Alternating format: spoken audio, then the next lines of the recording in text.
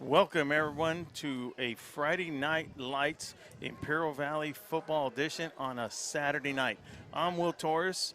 With me is, since day one, partner Ron Rubio. We will be your guys tonight on a Saturday night, like I said. And must I say, Ron, what a nice night it is. Beautiful night. We have a little bit of a breeze, and come on out to the ball game. Beautiful weather. A lot of good food, I heard. Man, there is going to be some food. Billy Brewer has set this place up. He's got barbecue ribs, got some briskets, got tacos, got hot dogs. This place is going to be happening, people. And if you're sitting at home barbecuing with some refreshments, good for you too. Welcome to VSN. That's right. Ladies and gentlemen, once again, we thank you as we see the visiting Gila Ridge Hawks visiting Warne Field tonight here in Brawley, California. Ron, before we get into the two matchup teams, let's get into last night, where last night were at Cal Jones Field, where we witnessed Christian take the Spartans with a score of 44-28. Real quick, John, Ron, tell us about that game last night. Well, it was a evenly matched game up to halftime. It went very well. Lightning struck quick. First play of the game after the kickoff, slams a touchdown. Christian Patriots. Central fought back. It was a very, very good game. Well, it was a close game up until the third quarter. Then it kind of slipped away for the Spartans, and but entertaining football game. No. It was a packed house. The atmosphere was everything you want in high school football. It was there. Yeah, it sure was. And you talk about entertaining. I mean, yes, it was. Rookie's he's right there, and he can't. It seems like there's always that little speed bump that doesn't get him over. We did hear some good news, and we do not know the details, but there was an injury out in the field, and like I said, we really don't know the injury report, but it is a positive from what I'm hearing. It is a positive, so it's all kind of good news as far as I know. That was good news. And around other places.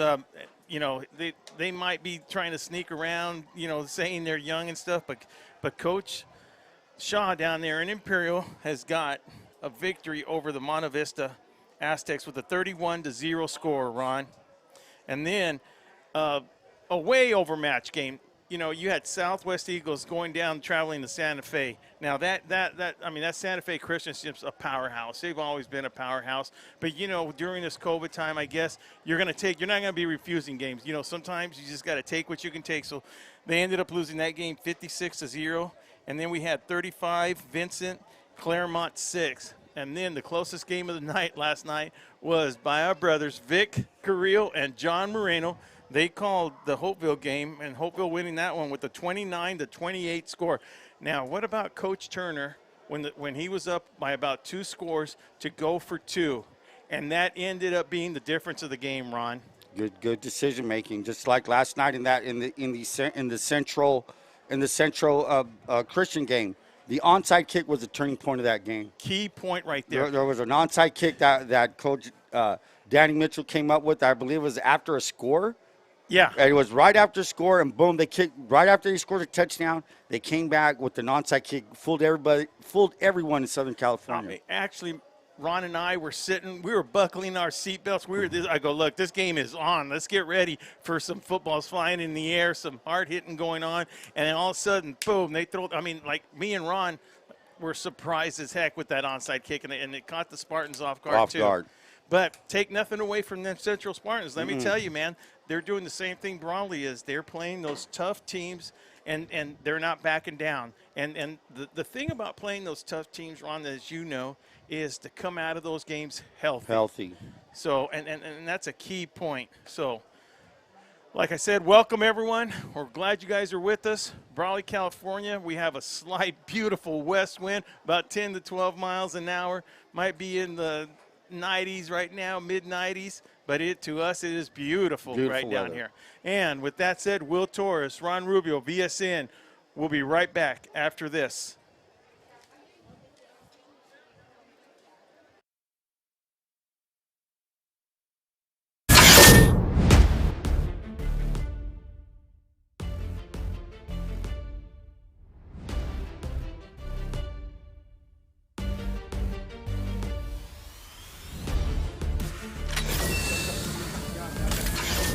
Back to the 25, 35, cuts to the right, 40, 45, and he's going to make it all the way up to the 49-yard line. So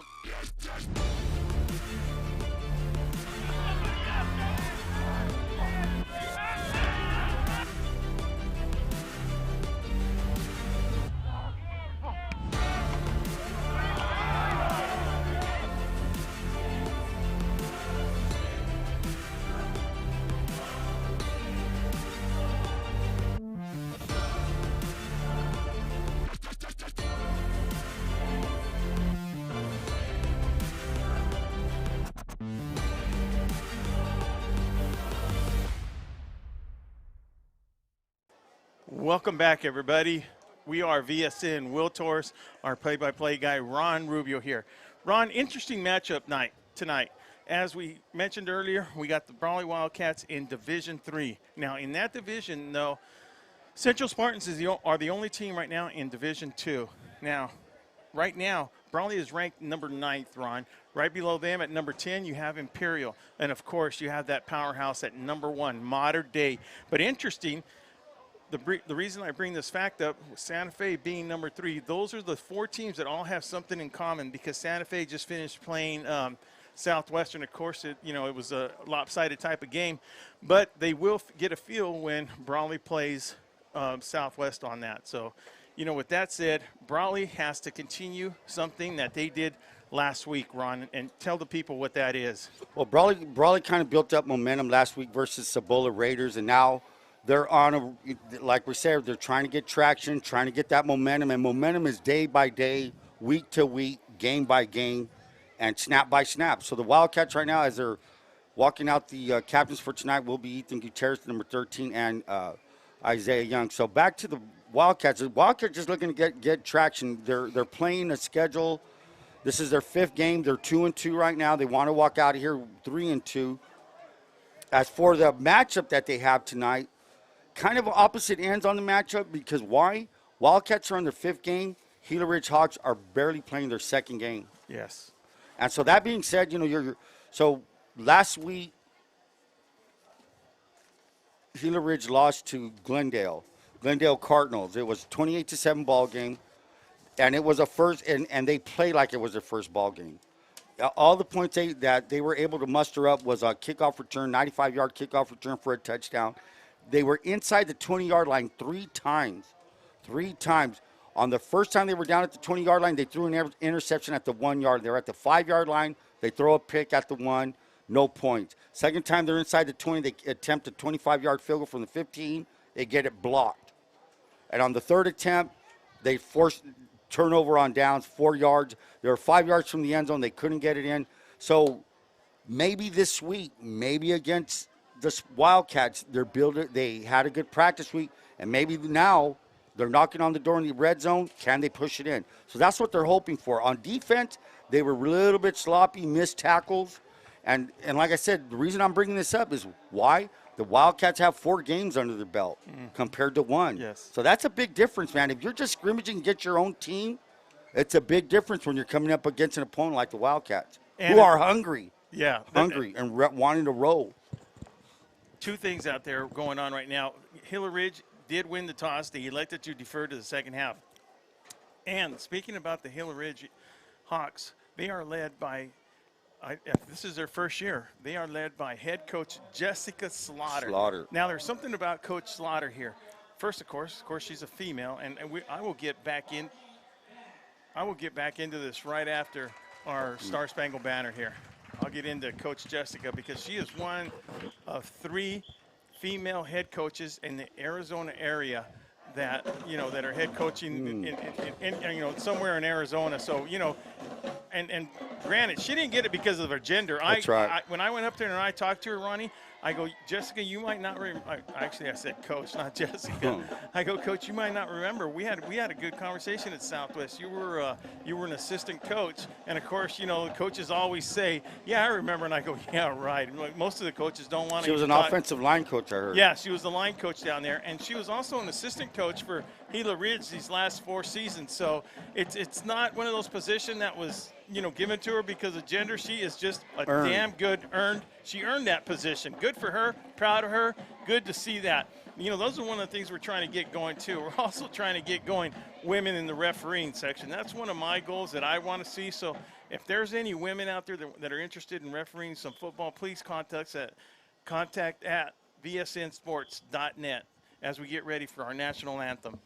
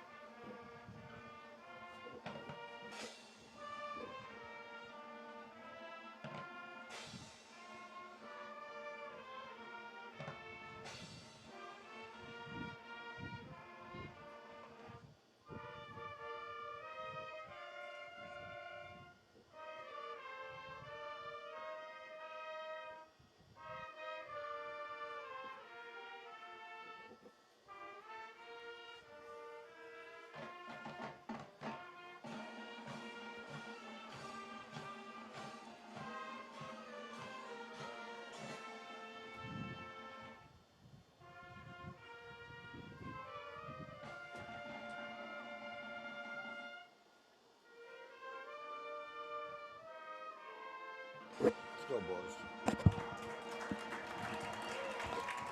No matter if it's a Friday night, doesn't matter if it's a Saturday night. If you don't get chills after listening to them, any band playing that Star Spangled Banner right before kickoff, there's something wrong, right, Yes, Ron? sir. That's sir. Ready to go. So, as we get ready for the kickoff here, I'd like to say a couple of thanks. Our referees for tonight are Mr. Reverend Ramsey. He will be your white hat. Fred Ramsey will be your white hat. In the middle with him at umpire, we have Rob. John Robb. John Robb. Mr. John Robb will be the umpire. On the flank official on the Brawley sideline, we have Mr. Lloyd. On the far side, on the Gila Ridge side, we will have, and I'm trying to identify these people. Oh, it's Randy Ross over there, and then our flank official, of course, on the other end, replacing Roman will be. Not sure who that guy is out there. Youngster. Anyways, I'd like to say thanks to some of our sponsors we got out there. The Dom Team, your real estate company, serves the entire Imperial Valley with a full array of services, not limited only to residential, but including farmland, commercial, and industrial ground. For honest, reliable real estate advice, it's the Dom Team Real Estate Company. You give them a call at 760-337-8600. And as we get ready to kick off right now, we're going to talk about the head coach, Mr. John Self, in his 11th season as the head coach. Ron, give us a little heads up on Coach John Self. Well, John Self is just doing things as he always does. Hard, disciplined coach, keeping things basic and straightforward. You know, he knows that we started out 0-2, right? Started out 0-2, and you know, against modern day, you know, the modern day game kind of set the tone for the season, I think, because you kind of measured up to the best right now, the best, and so in a way that was a blessing in disguise, I think. That way you can say, okay, that's where we were. We did. It's not a failure what we did, what the Wildcats did against them. Just you measured up to them. Now they know where they have to be, and I think week to week they're starting to get there. Yeah. Well, look. Last week's game, talking to Coach Self, that, you know, right an hour after the game, you talk about a coach that was pumped up, and there was something in the air because look, Coach Van Diver came up here and he was ready to play himself. You could have put a helmet on him, strapped him up. If you could have found some pads that fit him, he was ready to go out there and play, Coach Ron. Yes, sir. I mean, and that's the attitude the Wildcats have to take, because you know what it is right now, Ron, in my opinion? I believe it's momentum, because that winning momentum, it makes you play better. It's like, you know, when you have that combination of the tight end and the left tackle making that block together, yes, and the timing's down right, and then your skill players in the back, the handoffs are just right because they're so smooth, which is going to help Ethan Gutierrez, because listen, that is probably the most deceptive quarterback in Imperial Valley right now. That guy actually jukes us up from up here. That guy is there's something about him. There's just something about him that he's very elusive in the backfield, Ron. Well, the key word you said there was timing. And that's what game experience does. It allows you to have timing against an opponent rather than the timing that you get in practice. So set to kick will be number 21, Michael Gallas. Gallas is also a defensive back and running back. Deep to receive for the Wildcats will be number 6, Daniel Camilo, and freshman number 4, Brandon Porras. And it looks like it's going to be Camilo. Camilo touched it, and he's going to bounce into the end zone. Wildcats will start their first drive at the 20-yard line.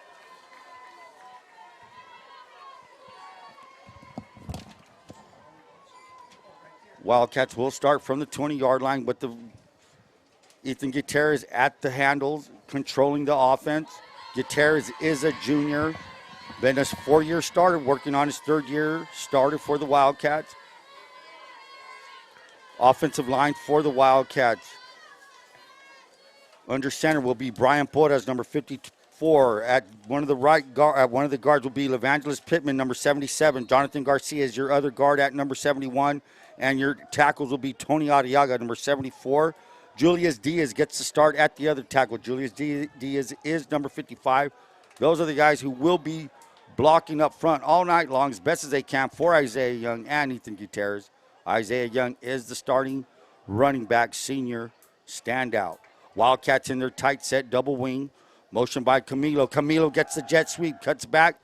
Little or no gain, and that's one loss of a yard. And one thing about Gila Ridge last week, they were pretty tough against that Glendale team against the run.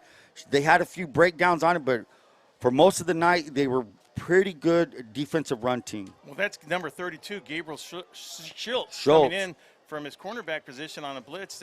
As soon as Camilo cut back, Schultz was in there to make the tackle. And let me just touch up on the referees. That referee we're looking for is Gabriel Castro. Got a few years underneath his belt out here on the varsity level right now. Gabe Castro, an excellent basketball referee as well. Gutierrez looking for something to throw. No time, and he's going to be brought down.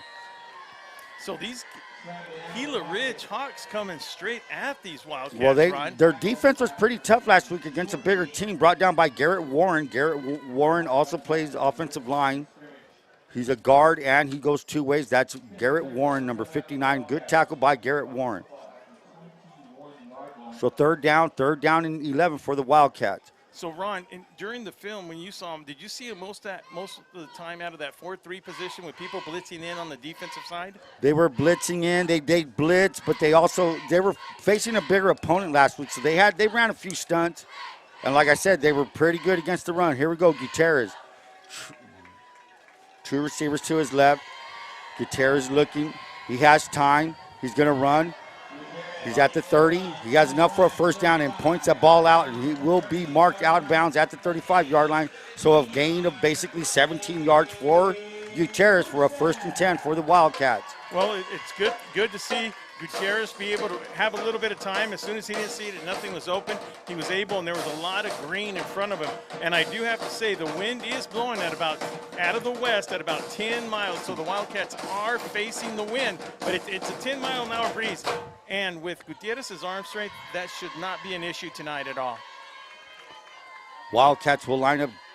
No, they're going to. They started out with trips into the boundary. That means the short side of the field. Now they flip it over to trips left. That'll be Gutierrez's left-hand side, wide side of the field. They give this to Young. Young tries to bounce it to his left. He gets a few yards off the left side, maybe a gain of 3, 2nd down and 7 for the Wildcats. So that was interesting, Ron. So was that a planned play for them to shift that way? They probably just lined up on the wrong side.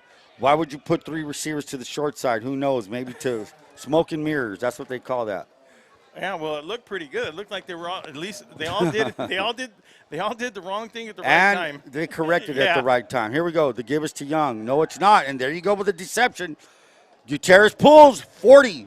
He's going to fall forward, and that's going to be a first down all the way up to the 47-yard line. So there's the run-pass option that the Wildcats have. Run-pass option, fake the run to your back, pull it for a pass, or just take off. And then it's brought down by number 42, Austin Kissel of the Gila Ridge, playing his cornerback position. He's also that middle linebacker calling the plays for the defense for these Hawks right here. So good to see the offensive line. You know, of course, you got to respect Young running up the middle too, Ron. Yeah, well, you know, that's the deal. The opposing defense have got to recognize you have a quarterback that can throw, and, of course, you have a running back that has a good running back, a great running back. Trips to the right to give us to Young. Young's trying the right side. He breaks a tackle at the 50.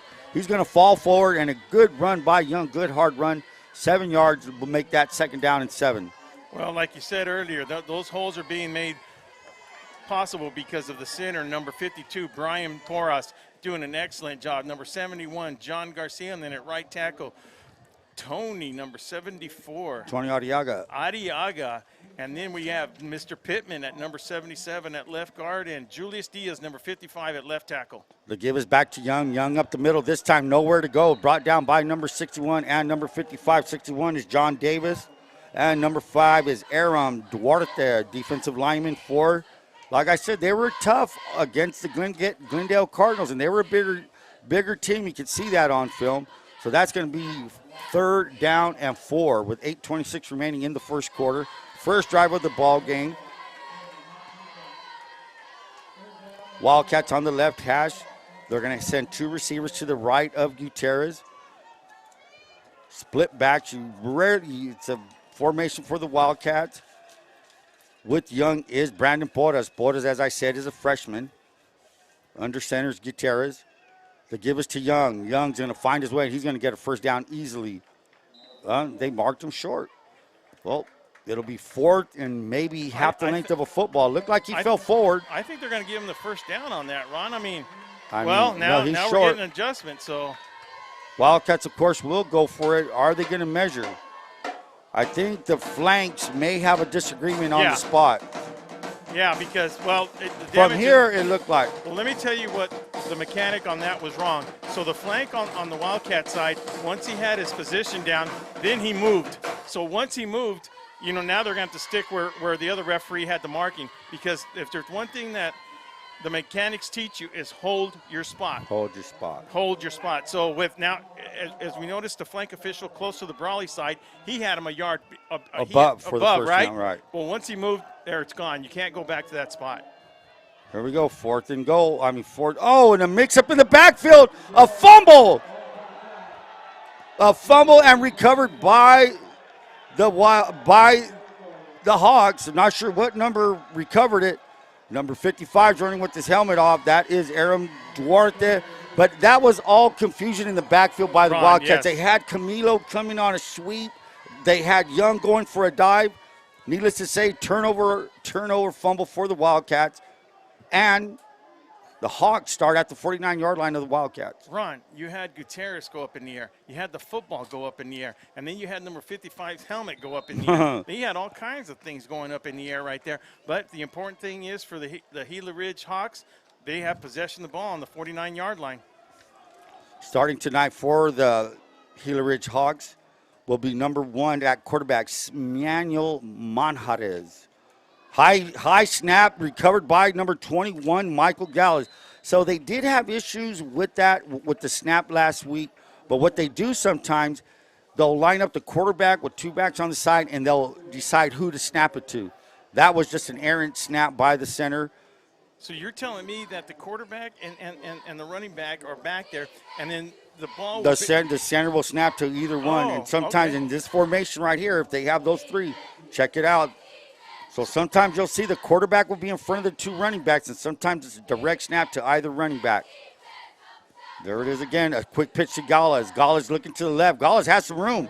He's going to get a good maybe 5 yards. Yeah, that's, Ron, very good movement on number 21's, the way he lifts Michael Galazan. Gallas had a pretty good game last week against Glendale. He ran the ball pretty well. Like I said, they moved the ball. They got inside scoring up. They had 3 scoring opportunities that didn't come through. So Gila Ridge showing that, hey, we're ready to play. We don't care if it's only. Now, you did say this is their 2nd game, Ron? The 2nd game of the year. The first game they had was canceled because of COVID. Here's motion. High snap again. Able to give it to Gallas. Gallas quick enough to work his way up to the 41-yard line. He's going to be short by 2 yards.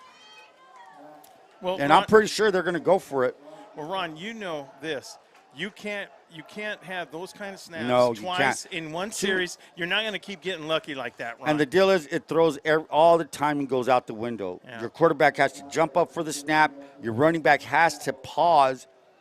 Instead of being a fluid play, it's negated because of a bad snap. So Gila Ridge showing signs of the second game of the season. Here we go, 4th down and 2. And the Wildcats are going to snuff that one out. Quarterback keep by Maharaj. And that will be turnover on down. So the Wildcats get the ball right back at their own 41-yard line. Hey. So really. Coach Jessica right here, Slaughter, coaching a little bit like John Self. John Self is one of his favorite things to do is to go for it on 4th down. He has that much confidence. He don't care. Coach Self doesn't care who's across from him. Once that whistle blows, he just wants to beat you. It don't matter what it is, man. 1st and 10 for the Wildcats. Wildcats second possession of the game. Trips to the left. The wide side is to the left of Gutierrez. Single back is Isaiah Young. Gutierrez is looking. He throws. Robert Platt. Intended for Robert Platt, off the hands, defended well by number 9 of the Hawks, and that number 9 is number 9 for Jonathan the Hawks. Noriega. Playing defensive back. Now, they were well covered, and I also did see 2 blue receivers a little bit close together with each other down there. So if that was planned, I don't know, but little ball was a little bit high to reach on there for Platt, number 17. 2nd down and 10 for the Wildcats, 5:32 remaining in the first quarter. And once again, a reminder, he is going against the wind, but like I said, we see no problem with Gutierrez throwing it there. That's Tyler Carranza. Carranza, number 42, junior, getting some runnings. Well, it's good to see Carranza back after. Sure is. Giving a breather for Young. Young, who goes both ways. Yeah. Running back and defensive back at the corner spot. Those are 2 hard positions to play all night long. Yeah, well, let me tell you, that Carranza, not only is he a stud baseball player, he is one heck of a good runner, man. They have a lot of confidence in him. In his kicking game, too. You know, he's punting very well these days. So here we go. The Wildcats have a 3rd down and 4. Ball's placed at the 47-yard line of the Wildcats. Wildcats in them.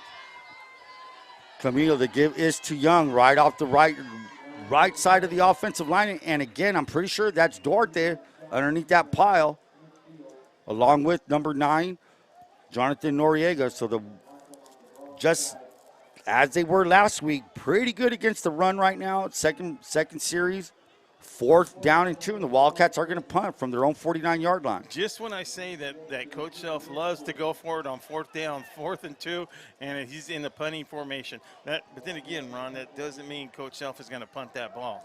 Jonathan Noriega deep to receive. Back to kick is Tyler Carranza. Carranza standing at his 40.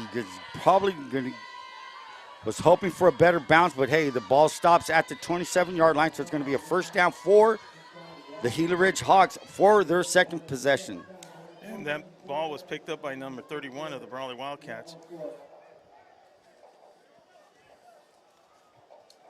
One of the hardest things to do in America is to read a roster in alphabetical order.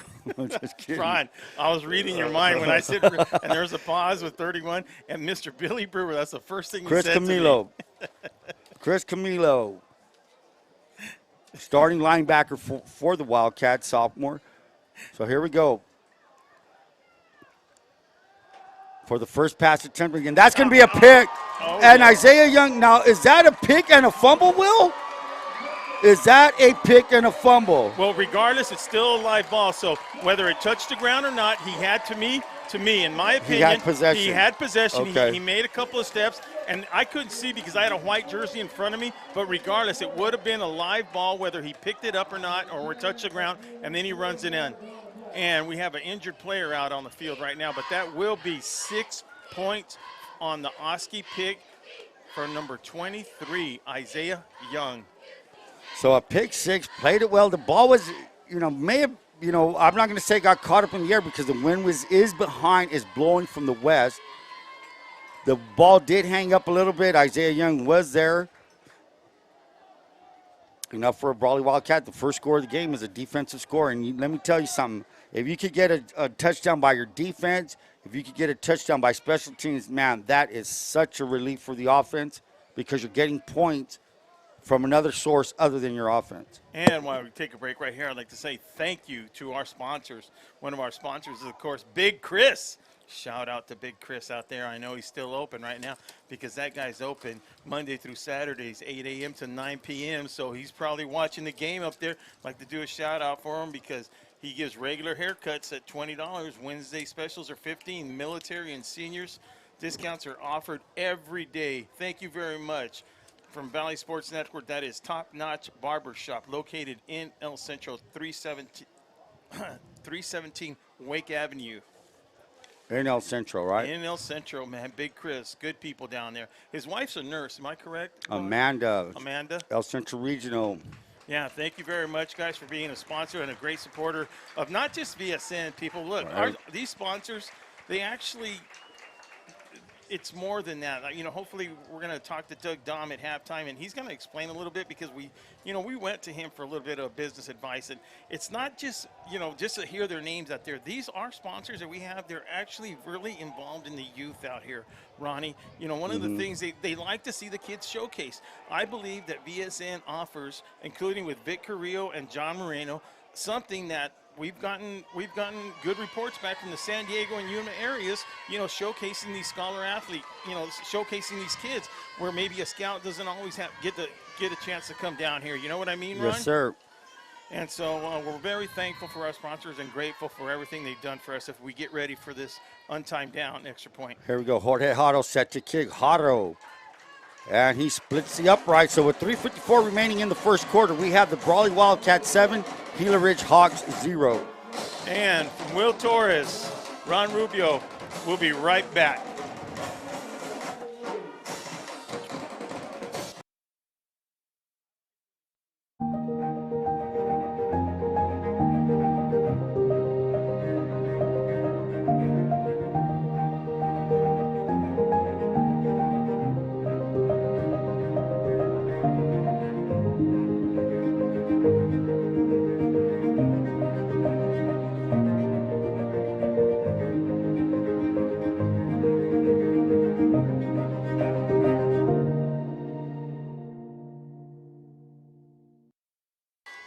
Welcome back, everybody. Will Torres, Ron Rubio, Joaquin Matus, the master behind everything down here. And we have Sarah on the camera tonight.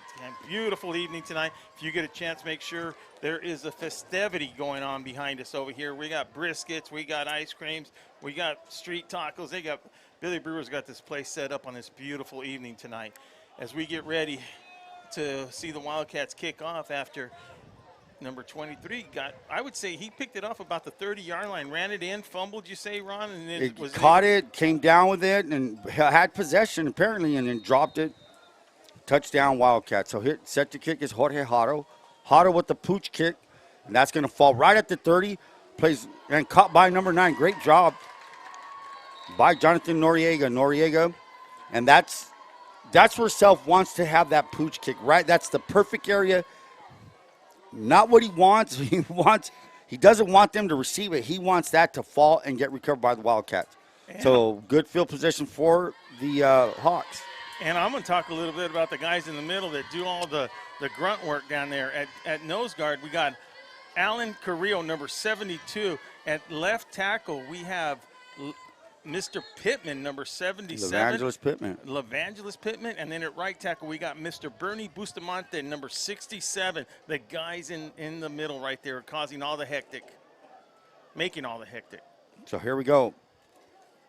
And then there's that snap to Gallas. Gallas at the 20, 30. He's going to work his way up to the 30. And it's a fumble. It looks like the Wildcats recover. So there's that little gimmick. It's not a gimmick. It's a direct snap to the running back. Quarterback acts like it's to him, kind of throws the defense off, but the Wildcats were there to recover the fumble. So the Wildcats again with another turnover, second turnover in a row. Like I said, this is kind of like first game jitters, and it's their second game. These are the things they need to work out. So the Wildcats, great field position at the 38-yard line. Now, when you say, first game jitters, okay, right, it is the second game, but listen, coming on and playing, the Wildcats playing their 4th game right here, Ron. Yeah. They have to play the same way they played last week. Now, if the Wildcats offense ain't going, the defense is still on that same pace. Right now, it looked like a little bit of confusion. I don't know why the Wildcats, they had 3 guys who looked like they were in motion. However, Young off the right side of the offensive line, he good enough for a gain of, let's give him 4, 2nd down and 6.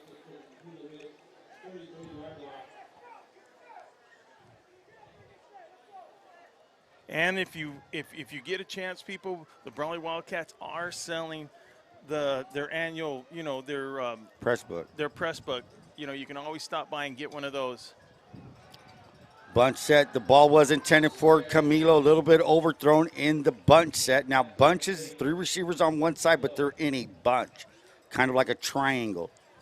Now, the good thing about that is that they had both blockers covering the 2 outside guys here. That's the deal. You want to get the balls in the hand of one of those receivers, and the other 2 guys automatically become blockers.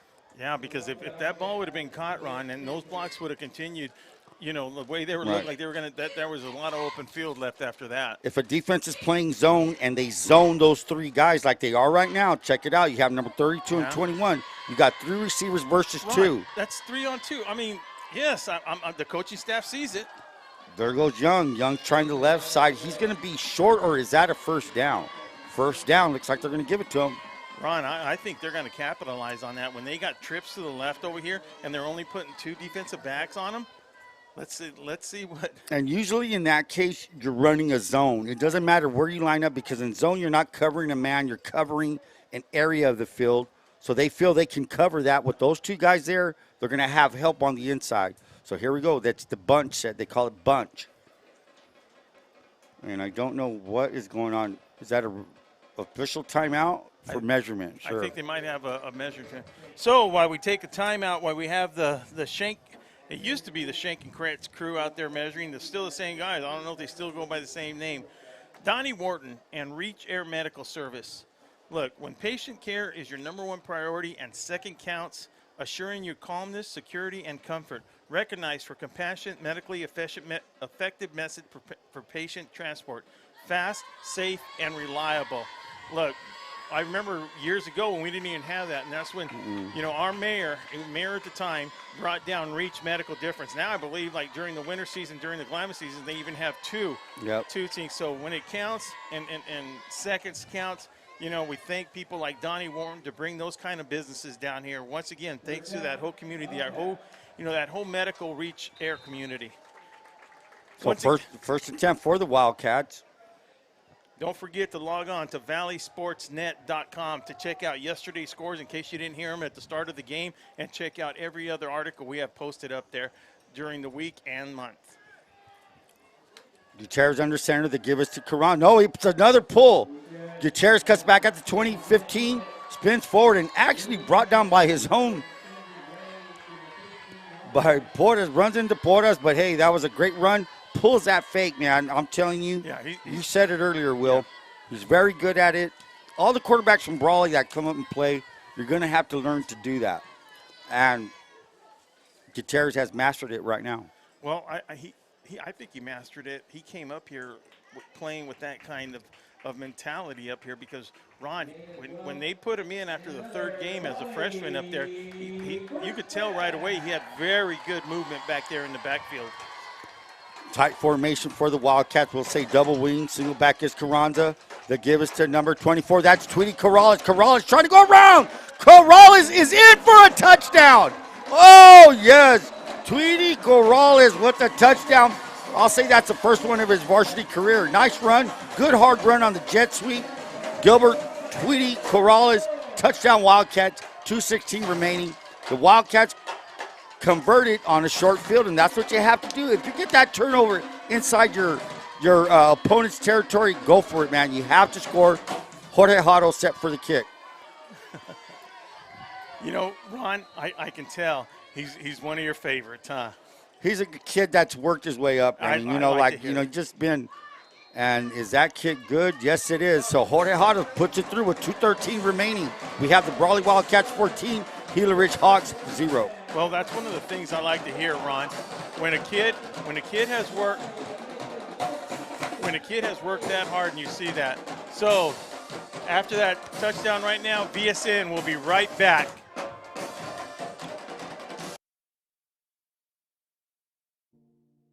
Reducing energy use during the summer is more important than ever. This summer, IID encourages you to do your part by setting your thermostat to 78 degrees or higher, avoiding the use of large appliances between 4 and 9 p.m., and turning off all unnecessary lighting. But there's more. IID provides a number of summer energy-saving opportunities to help you make the most of your energy savings efforts.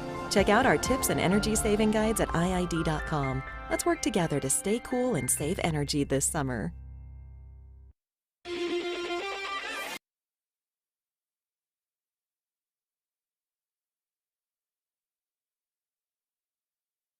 Welcome back to VSN. Will Torrez, Ron Rubio, Joaquin Matusa, Saranin.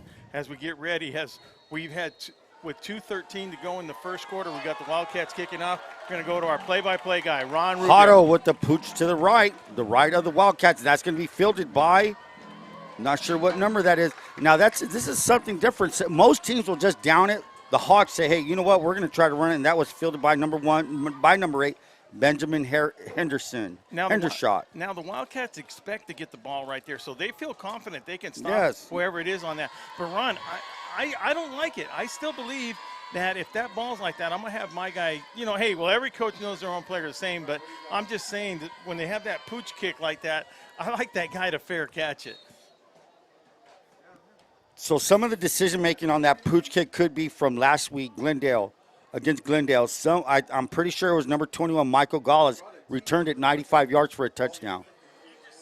So first and 10 for the Gila Ridge Hawks. They start camp at the 32-yard line. They're on the left hash.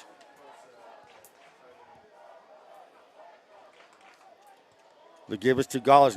Yes, it is Gallas. Gallas works his way up. Nice run by Gallas. Brought down by number 24. That's Tweety Corrales. Just a good old scat back he hits the hole quick. Yeah. Hits the hole pretty quick. And, you have to, if you're not getting that good of blocking, if you have a crease, you better take it because it may close right away. So a good game. Maybe let's go 2nd down and 5. Ball's placed at their own 37-yard line.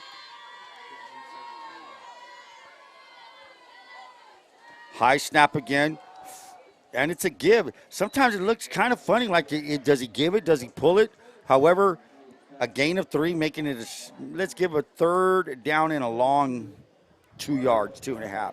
But ball's placed at the 40-yard line. The difference is, Ron, that I'm noticing is that the difference between him and Brawley's Gutierrez is that he is more Gutierrez is smooth. You know what I mean? Right.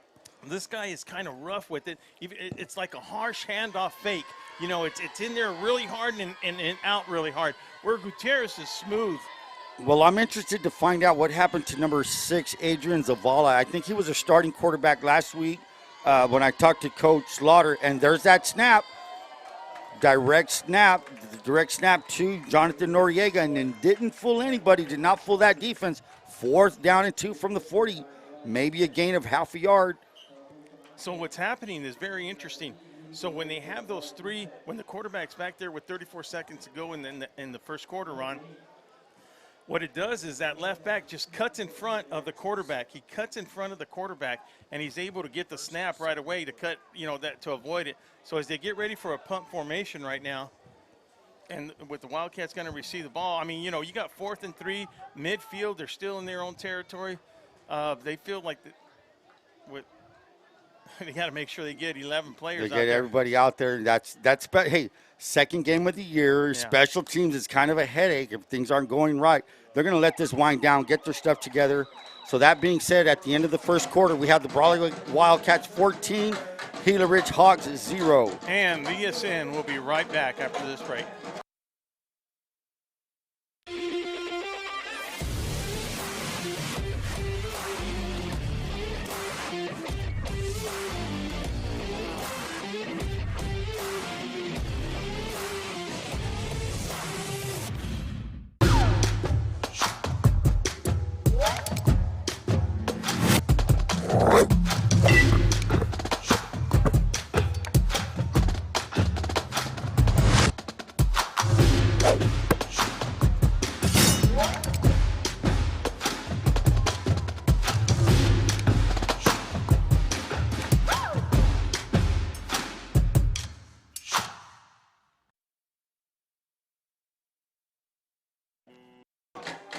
Welcome back, everybody, as we get ready for the start of the second quarter. Brawley Wildcats 14, Gila Ridge 0.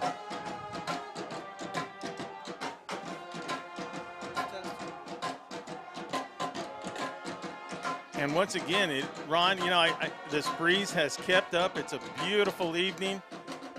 It's just, I know it's a Saturday night, but it still feels like a Friday night to us after we did that barn burning game last night. You know, we had some great atmosphere at a great location, Count Jones Field.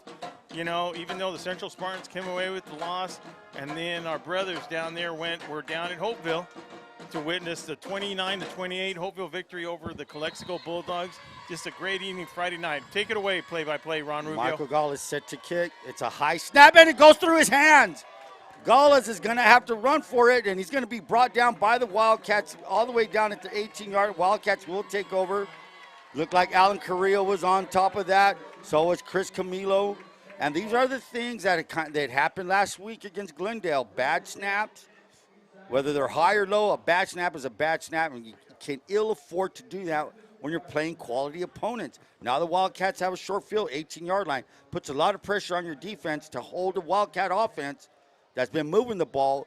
Now you only have 18 yards to defend. Well, the thing is that it's the Brawley defense and the special teams keeping these Wildcats at a 14-0 right here. 14-0. Even though we've seen Corrales take it on to the wide right over there. Fake to Carranza, pass out to Brandon Porras, and that's going to be a gain of 6 yards. Well, that answered my question. That answered my question. Well, when they set out those strips right there and he threw it to that little flat area, they do have number 9 for the Gila Ridge. He was quick enough to get out there. That's Jonathan Noriega. So here we go again. Same formation. Carranza single back. And there goes Gutierrez. Yeah, that was he could have given it. He could have kept it, which he gave. So what they're doing on that, they're reading the outside defender, the furthest defender on the line of scrimmage. If that guy comes up, boom, handoff. Yes. Or if he comes up, pull it. He'll pull it. And if he reads the quarterback, crashes down, boom, you give it. So good, you know, that it happens so fast. That's a bang kind of play. You have to be quick-minded. And so what interesting thing is number 52, Brian Porras is the center. His little brother is number 4, Brandon Porras, who's lined up as a wing. So the Wildcats now have it. They give it to Carranza. Carranza's going to weave his way through. Touchdown, Carranza. Happy for Tyler Carranza. Touchdown for the Wildcats. 10:49 remaining in the first quarter. We now have the Wildcats 20, Gila Ridge Hawks 0. And you're right, you know, because Carranza is just one of those workhorses, right, Ron? I got to see him as a freshman a couple of times, and I go, whoa, this kid's going to be good. This guy's going to be different. Look, this guy's not going to juke you. He's just going to run over you. I've never seen him run till tonight, to be honest with you. I've seen him run in practice, but never in a game. So that was Jorge Haro splitting the uprights for the extra point. 10:49 remaining. We have the Brawley Wildcats 21, Gila Ridge Hawks 0. Havens Landscaping. Havens & Son is located at 603 East Main Street in El Centro, specializing in gravel, rock, and stone. For all your landscaping materials and needs, it's Havens Landscaping. Let them know what you need for your next project at 760-352-6735. Havens Landscaping, proud sponsor of VSN. Thank you very much.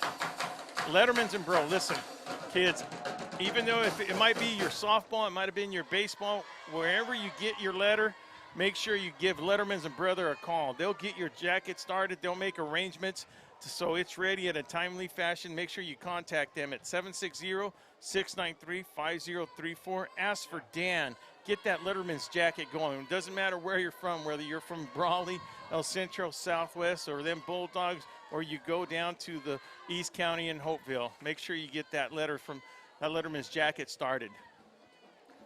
Jorge Haro set to kick, deep to receive for the Hawks. Have they changed the deep to receive guys? Looks like Noriega's back there. That's number 2, sorry. Braden Faber. So was that another pooch kick? I was looking at the deep guys. It sure was another pooch kick. Now, Coach Self could be spooked by that 95-yard touchdown return last week versus Glendale, or just working on the pooch kick. There's nothing wrong with that. No, well, it's good to know that he can do it both ways. He can do the pooch kick or he can kick it deep. That's one good thing about it. Ball would be placed at the 20-yard line. Did that kick go into the end zone? Yes, it did. Even though it took a bounce before it went in there, once that ball crosses the goal line, it's a dead ball. You cannot pick it up and run. Now, is that a safety issue? Is that why for that rule? I've never really understood it.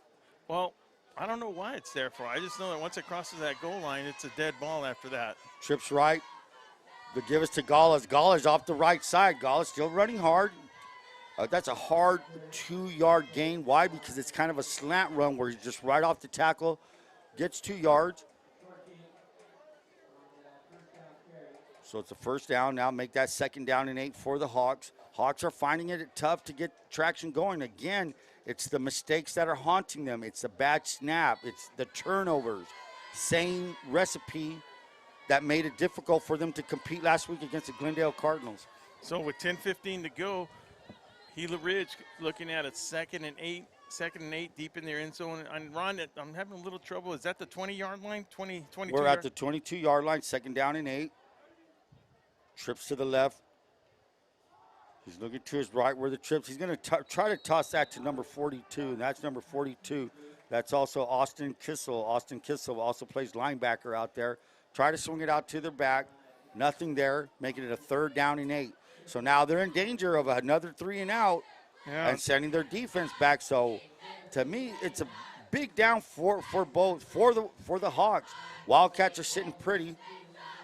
Well, and the deal is, if you've had a bad snap on your last punt, you're kind of like cringing.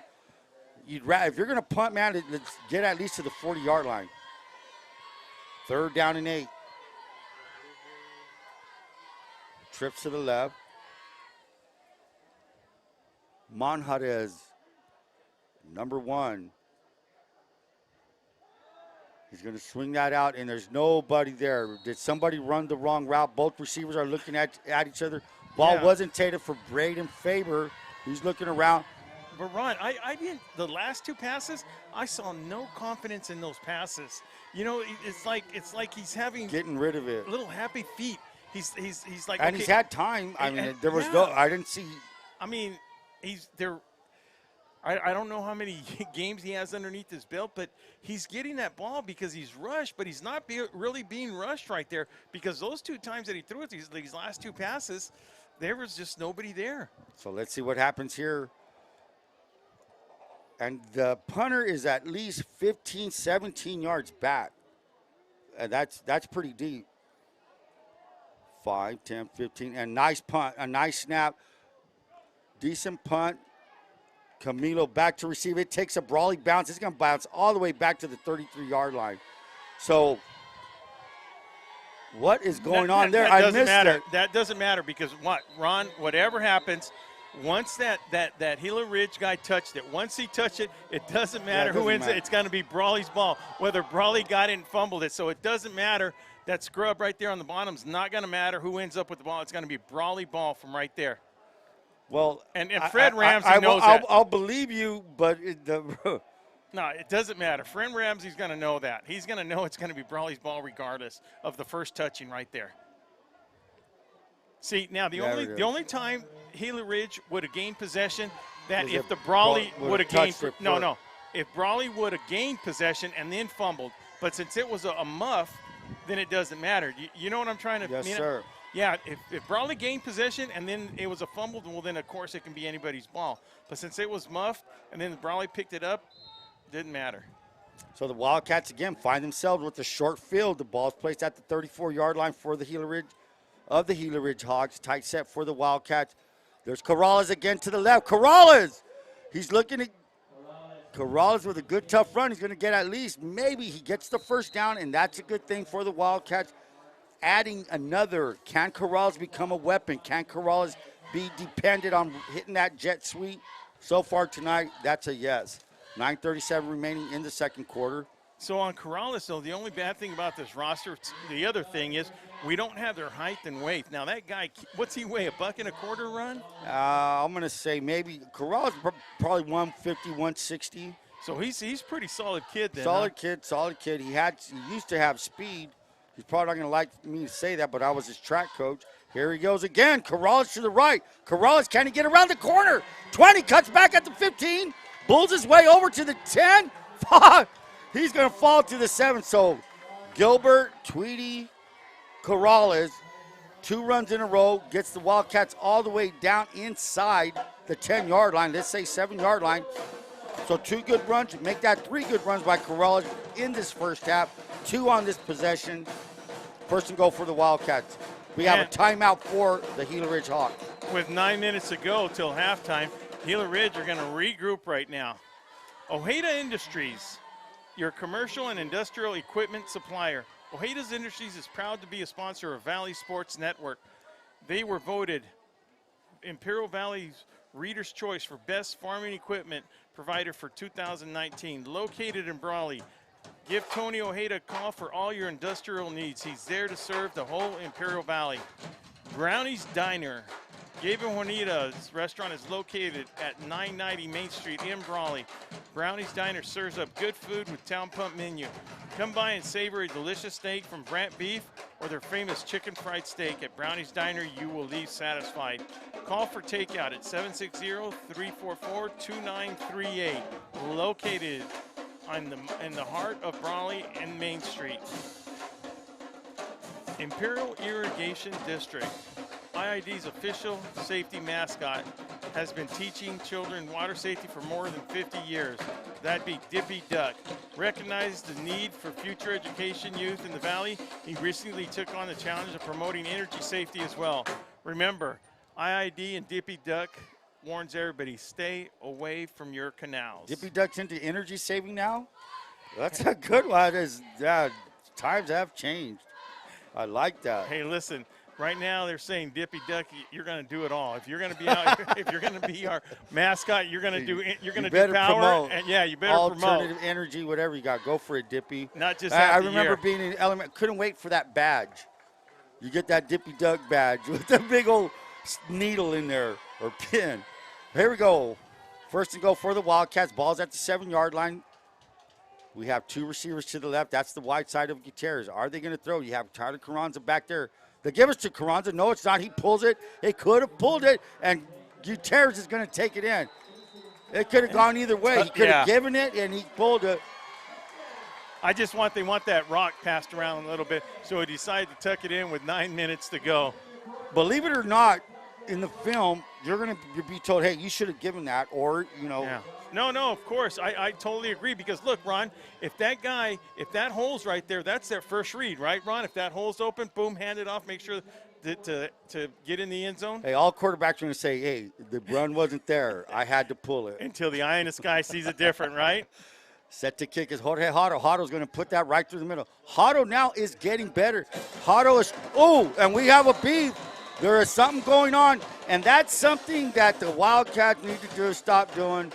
And I'm going to, there's no reason for this. There is no reason for this. Everybody's heard me say this a million times. There's no reason for this in this game, in this sport. And number one, I'm going to tell everybody out there, what are you going to hit? There's nothing you can hit on a kid with football uniform on. There's nothing. You're going to break your hand on the helmet, and and nowadays you're going to get kicked out. Won't you get kicked out, right? You get kicked out this game and the next game, and depending on severity, it could be 2 games.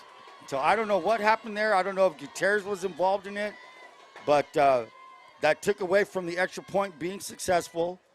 Getting chippy out there with 8:53 remaining. The Wildcats now are at 28.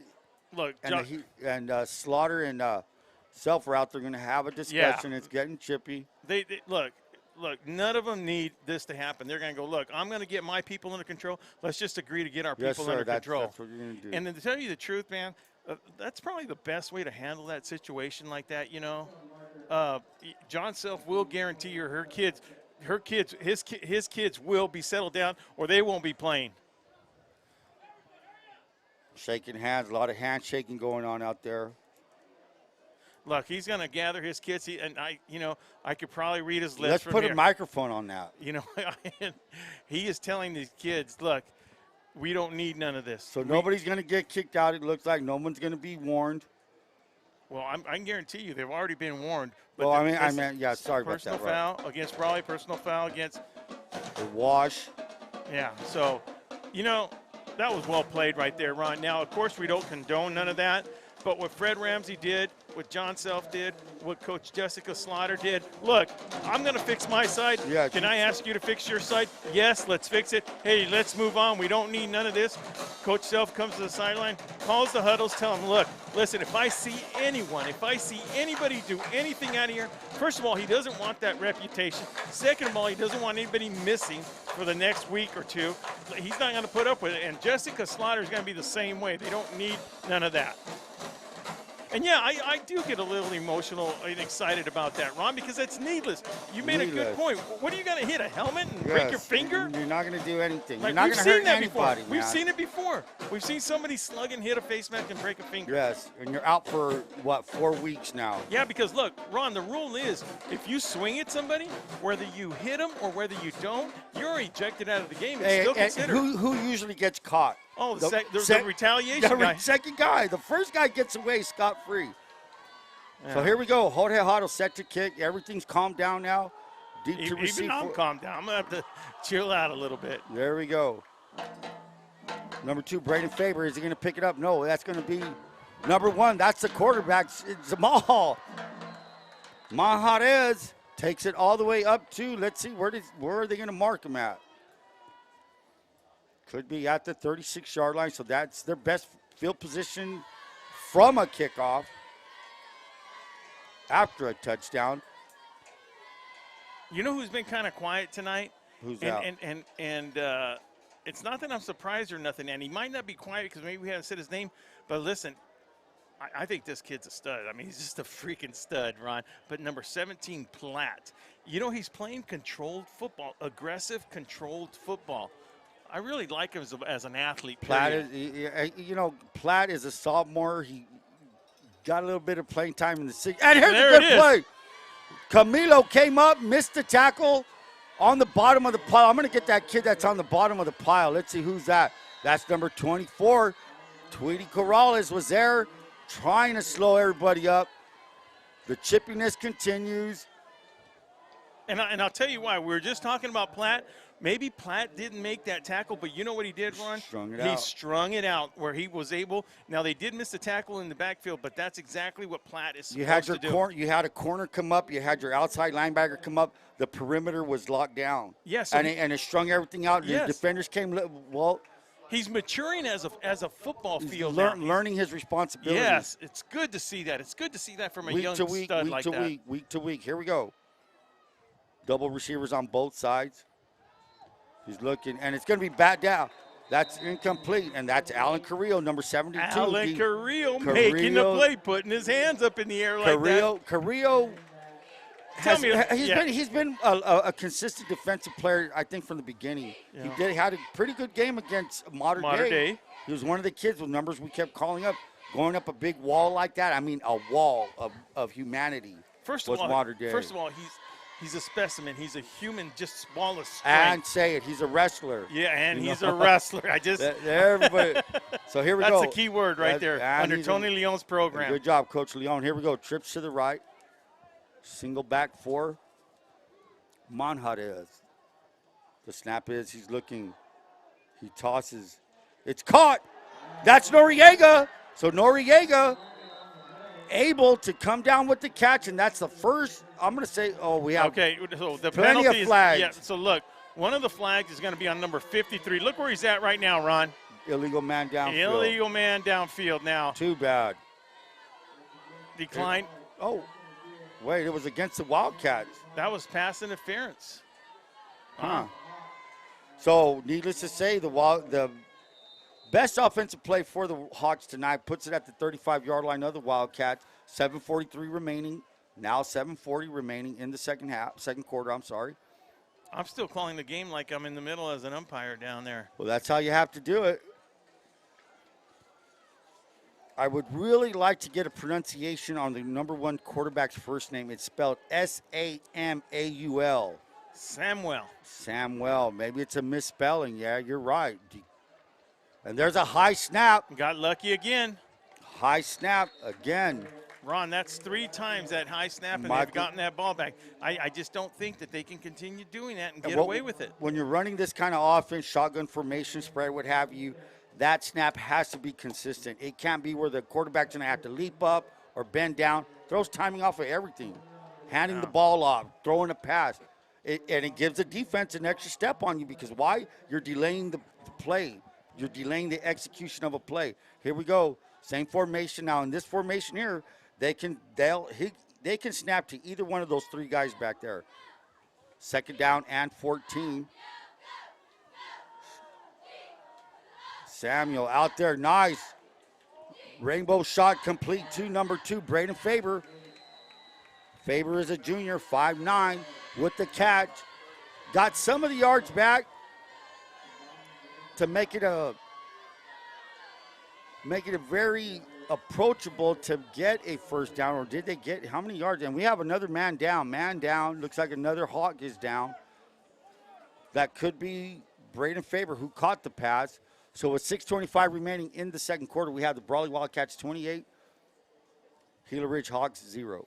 The Dom team, a real estate company serving the whole Imperial Valley with a full array of services limited not only to residential, but including farmland, commercial, and industrial ground. For honest and reliable real estate advice, it's the Dom team. Make sure you give Doug and Andrew a call at 760-337-8600.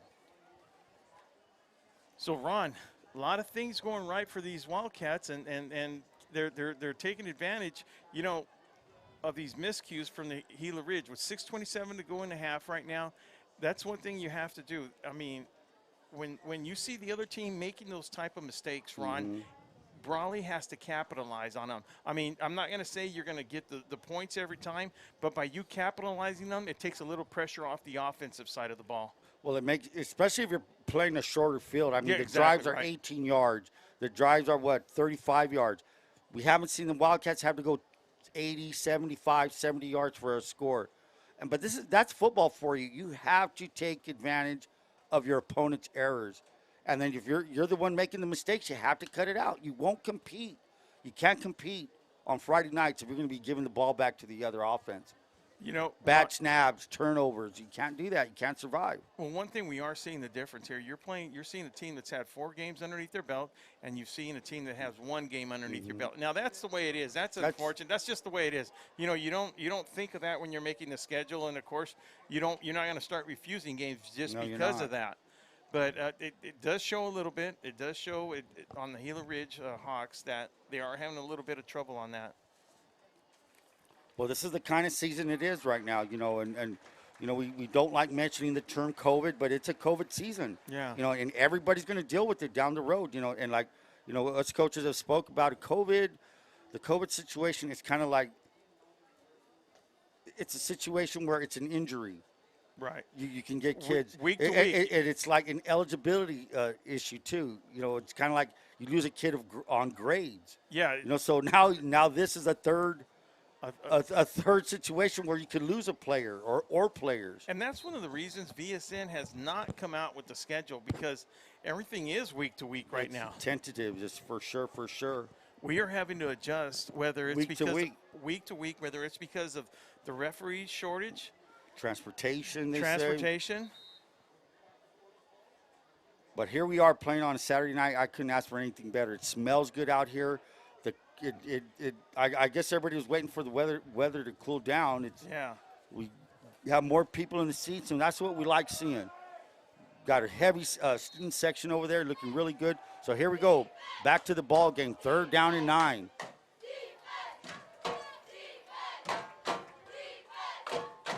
Maha is rolling to his left. He's looking. He has a little bit of time. He tosses. He's going to throw it out of bounds. No! Intended for Noriega. Incomplete pass. And, actually, that ball's hanging up in the air quite a bit. Yeah, he actually It's jumped. a rainbow throw. A lot of people call it a lollipop. I'll call it a rainbow because of that arc. It's hanging up in there. Wildcats need to fly and go get that. So 6:18 remaining, incomplete pass. It's going to make that a 4th down and 9. Inside Wildcat territory at the 34. And you know what, Ron?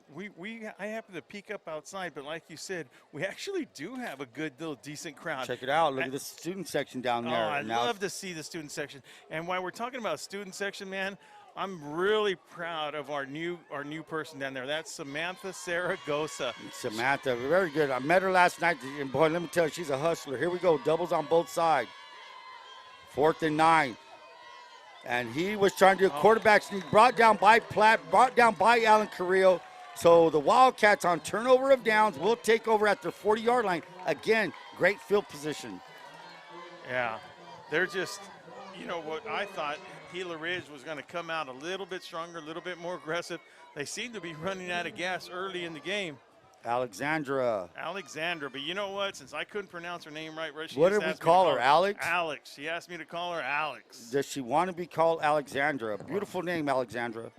Yeah, she's a little fireball. I'll tell you what, she's going to be in charge of the student section and our media page. And what school does she attend? And she's a Southwest. She's a senior at Southwest. Nice.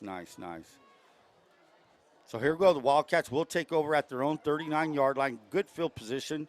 Doubles on both sides for Gutierrez. He's still in there. Young is the back.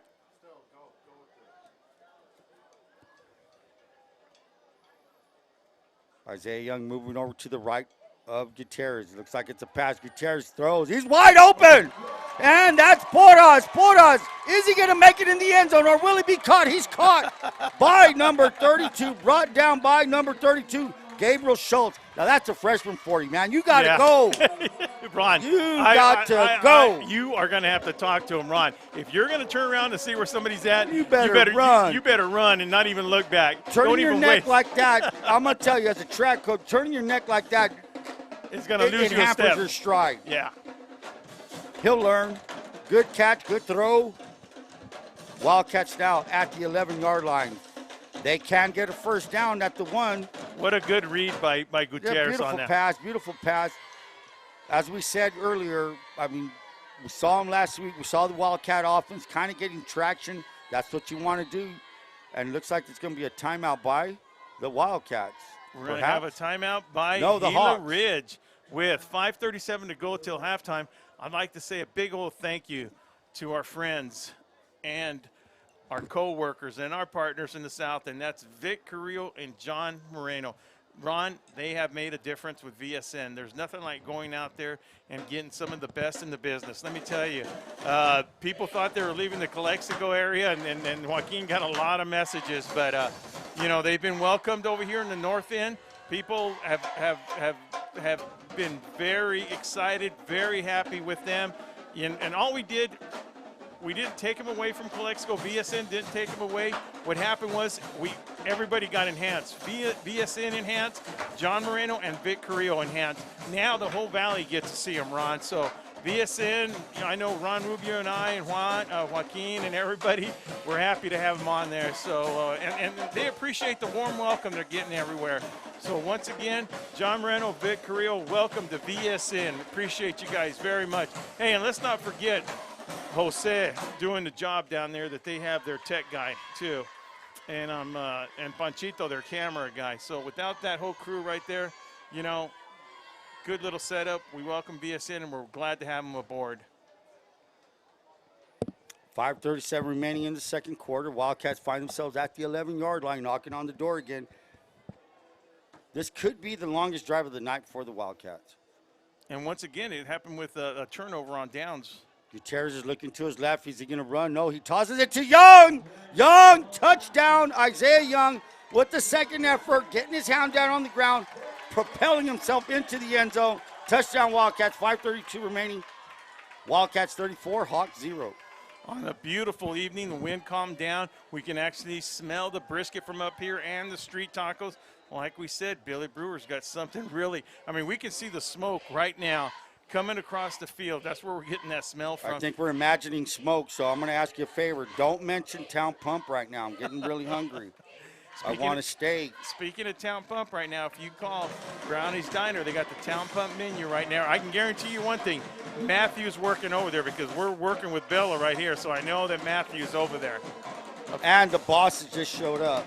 Is that right? Yes. Well, that That's guarantees Juanita you. Revelar. That guarantees you one thing, that Matthew's working over there. That'd be nice if she's carrying a steak in that purse. She could throw it at me. And I can tell you another person that's watching this game right now. You know who that is? Who? That's Big Chris, babe. Big Chris. Big Chris. Come out and check him out. He's still open till 9 o'clock tonight. You know, and then tomorrow he'll be open again from 8 p.m. On Sundays? He's open 8 a.m. to 5 p.m. Whoa. Listen, when you can go watch football on a Sunday and get a haircut, kick back. back with the boys right there, That'll why work. not That open, works. man? That works. All right, good for him, Some man. people go golfing on Sunday. Some people go get a haircut on Sunday. That's nice. I like Big that. Chris is making money on Sunday, for so it. he's good for him, Mama man. Amanda said, make that money, honey. So here we go. While the Hawks getting ready to receive. And we actually are having a good time talking about our sponsors. We really enjoy, and those are our corporate sponsors tonight because this is a special night Edition, for football. correct. Hot Ho trying to kick it deep, does not. Receive at the 10. That's Gala's. Gala's at the 20, looking for some blocks. He's at the 30. He's at the 40. He's going to find his way up to the 45. Maybe he was knocked out of bounds by. I'm going to say that's Tweety Corrales. Why not? He's doing everything tonight. Good coverage by Corrales. You know, a little bit of everything going on right now. Hey, Ron, give me a couple of names. That whole program that the Brawley system has with 5:19 to go. Of course, the staff on the Brawley Wildcats is consisted of Tagabon and Marshall Tagabon, defensive back coach. You have Brandon Young, who's the offensive coordinator. You have Ray Van Diver, who runs the offense and defensive line. Of course, John Self, head coach, defensive coordinator. Just consistency with the Wildcat coaching staff. Everybody's been around for years. Not too many changes happen, and the kids know what to expect. And so it's just Brawley's fortunate that they have that. Here we go. Doubles on both sides. Maharaj. High snap again. There it is, Ron. That's what we were talking about. And, that may be the third or fourth time of a bad snap, but sailing over the head, has to be corrected. And I'm incorrect. That's number 7. They put in a new quarterback, Richard Bean. Richard Bean's a sophomore. Big kid. We don't have his size and weight, but he's a lot bigger than number 1, I'll tell you that. And I'm I didn't have time to ask Coach Slaughter what happened to number 6, Adrian Zavala. Zavala had a decent game last week versus the Glendale Cardinals. Now we're looking at the third quarterback, Richard Bean, number 7. Second down and 22. Wildcats showing blitz. The give is to 21 Gallus. And that's the thing, kind of a bad snap, but with a big kid like that, he was able to bring it down. Still got a good handoff to Gallus. Gallus is going to gain maybe a yard or 0 on that. Wildcat defense is tightened up. They're against that run. Yeah. And are we going to have a timeout by the Wildcats? 4:19 remaining. Interesting timeout. Yeah. But hey, you know what? He wants the ball back. But this is the deal. Yeah, exactly right. Go ahead, Games Ron. like this, when I'm not saying it's the Wildcats going to walk away with this. You're up by 35 points. You start thinking of situations that you're going to face down the road. Yeah. This could be it. 4:19. I could be 4:19 remaining against Imperial or Central. Well, let's say it's tied ball game. it's a Let's tied work ball on this game. situation. Let's work on. I have 3 timeouts in my pocket. Let's see what we can do.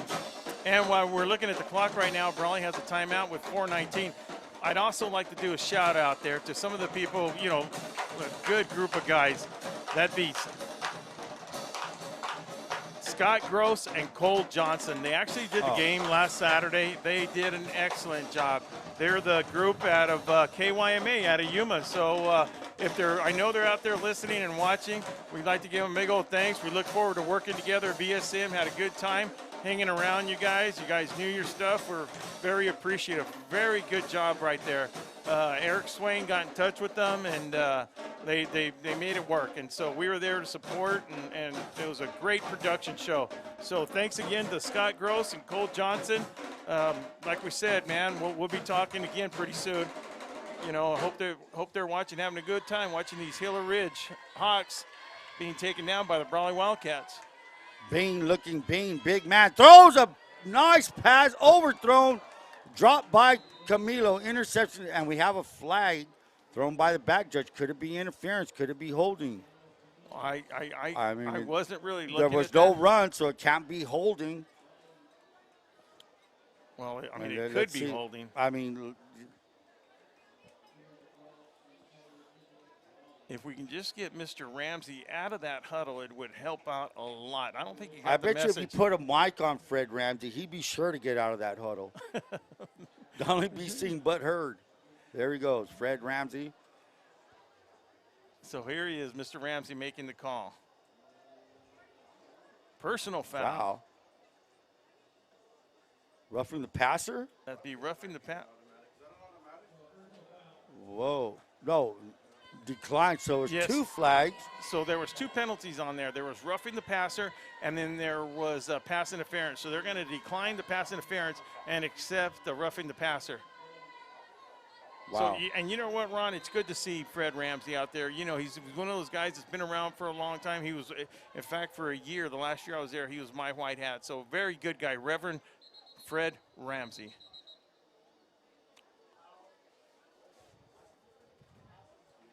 I think there might be, is there It should be first down is issue? what they're saying. I'm not sure. See, that was a question I had. It was 3rd and 22. You get the personal foul. Is it just 15 yards? No, Now that's no. interesting. Or I guess. I mean, how does that work? Well, because they refused to pass interference. And took But the- that's not an automatic first down, though. no, the pass interference isn't correct. It's only So- 15, correct? So if they gave him 15, even But though it on was the a personal personal foul, foul. it still should have it still should have not been the first automatic first down. Now I could be wrong, and I will be getting a text right now from Come on, hopefully Mr. Mr. Come Allen. on, John or Allen, wake up. 1st and 10 for Gila Ridge. That's Noriega, and that's that snap. I'm telling you, the snap doesn't go directly to the quarterback. It went to Noriega, one of the halfbacks. Didn't fool anybody. And in fact, they're going to lose 3-4 yards on that play, making it a 2nd down and 14 with 3:56 remaining in the 2nd quarter. You know, it's nights like this with 352, 351. Now, Ron, of course, you and I just love high school football, especially we in do. Pearl Valley football. I mean, I'm actually, not that I haven't had nights, but you talk about a nice evening. The weather finally changed. It's a beautiful night, Ron. We're watching high school football. Like, this is what it's about. This is what it's about. This time of year, you feel it, man. And I You know feel I it in get the off air. record here by saying it, but I'm really having a good time right now. 2nd down and 13. Bean, big man. Looks like Ben Roethlisberger throws an incomplete pass. That was intended for, I believe, number 85, Jonathan Zanovich. Zanovich is a junior, number 85. So with that, it's going to be a 3rd down and 13. Yeah, and that puts them in that same situation, you know, prior to those penalties right now. You know, first of all, Gila Ridge is shooting themselves in the foot every time they get, you know, they do that to themselves right now. And those are little errors that they need to fix because 4 times the ball has gone over the quarterback's head or it's been a high snap and it has either cost them the timing, a fumble, or you know, it was a turnover on downs, of course. Let's see what they do here on 3rd down. Nice snap to Bean. Bean has a good throwing. It just seems like he got rid of it too fast. Receiver was not open. Threw it behind him. 4th down and 13. Ball is in their territory, 48-yard line. Now, he's only a sophomore, so you know he doesn't have that much No, time he to go. doesn't. Because last year, well, I'm not even going to say last year. I'm going to call it last season, which just was a couple of months ago.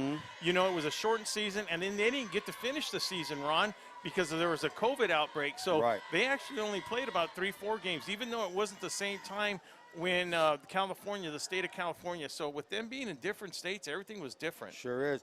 And it's a bouncing kick and another roller.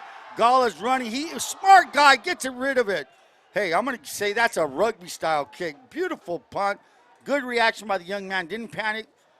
And maybe he's used to it. Yeah, well, but let me anyway, tell you. ball gets a good bounce for Gila Ridge. Wildcats will take over at the 26-yard line. That could have turned really ugly. Really fast. And that was probably one of the reasons Self called that timeout earlier, just to put him in that type of situation. Called a timeout with 4:19, I believe, with 3:06 and remaining. 3:06 to go. So he wants, nice. So he's looking in the future, guys. Let's put ourselves in a situation. Let's just say that it's a tied ball game, or we're up by 7 or down by 6. It doesn't matter. But we need to score. Let's go with our 3-minute offense. We need to score. Those are the kind of situations. Half. That's an excellent point, Will. So here we go. What are they going to do? They have double receivers on both sides. Wide side of the field is to the right of Gutierrez. Young is the back, lone back.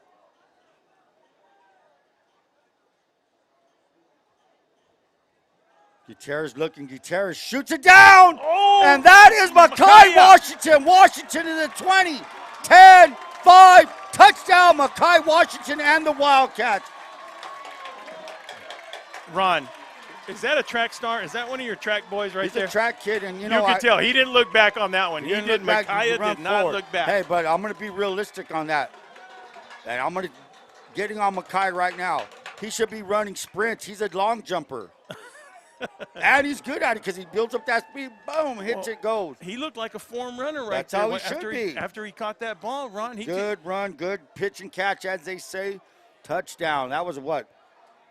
67-yard touchdown run or pass. With 3:06 to go, and they only took 10 seconds. Less than 10 seconds off the board right Hotto again. Hotto's been solid all night, 6 for 6 and on the PAT. So 2:56 remaining in the second quarter. We have the Brawley Wildcats 42, Gila Ridge Hawks 0. John Self and his Brawley Wildcats are doing what execution. Coaching execution, yes. Player execution. They are continuing what they started last week, Ron, and that's exactly what he wanted to do. With 2:56 to go. They're going to take what they give you. They're going to give you the ball on turnovers, take it. Yeah. They're going to give you that fade on the sideline, take it. So, Will Torrez, Ron Rubio, VSN will be right back after this.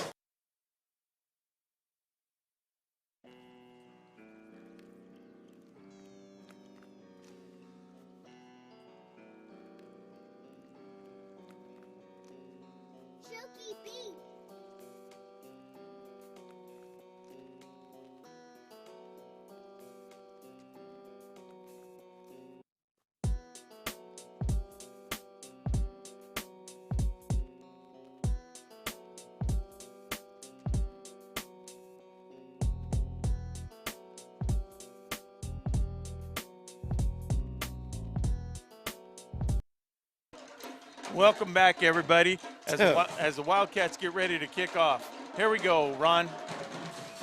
Hotto with another pooch kick. Eric Urico having trouble with the reception. And he falls back all the way back to the 8-yard line. Again, special teams again. Field the ball. That's your job. Gutierrez, number 35, making that tackle on the special teams. Ron, that is not where the Gila Ridge Hawks wanted that ball, deep in their end zone. Catch it and go. And that's a part of execution, man. In defense and offense, special teams, you're a deep returner. Catch the ball, field it, and do something with it. You can't fumble it around. That's what. So the Hawks are still having trouble. Second game of the year.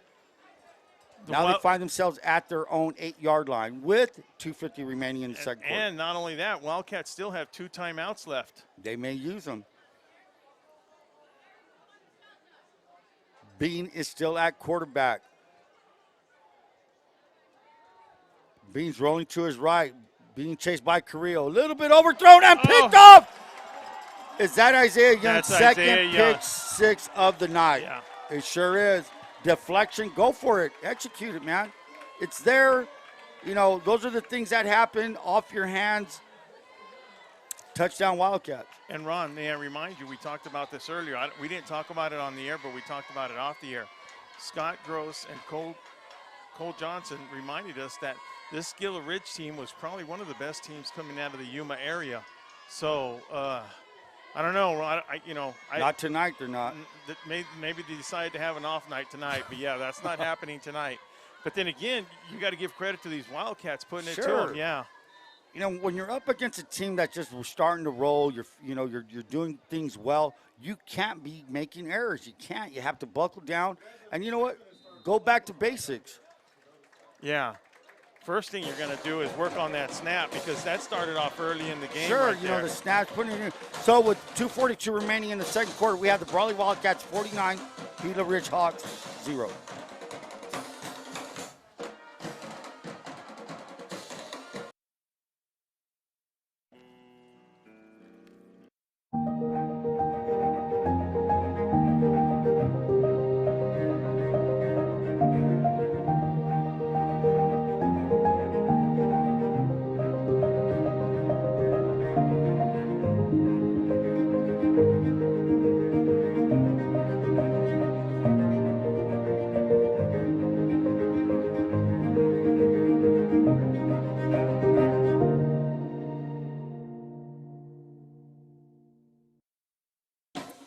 Welcome back, everybody. One of the things I'm noticing, Ron Rubio, you know, that Moreno gang is starting to catch up up with us. I saw Quito Moreno right now, and, you know, he's got a kid. He played, last 2 weeks ago he started playing as a freshman up here.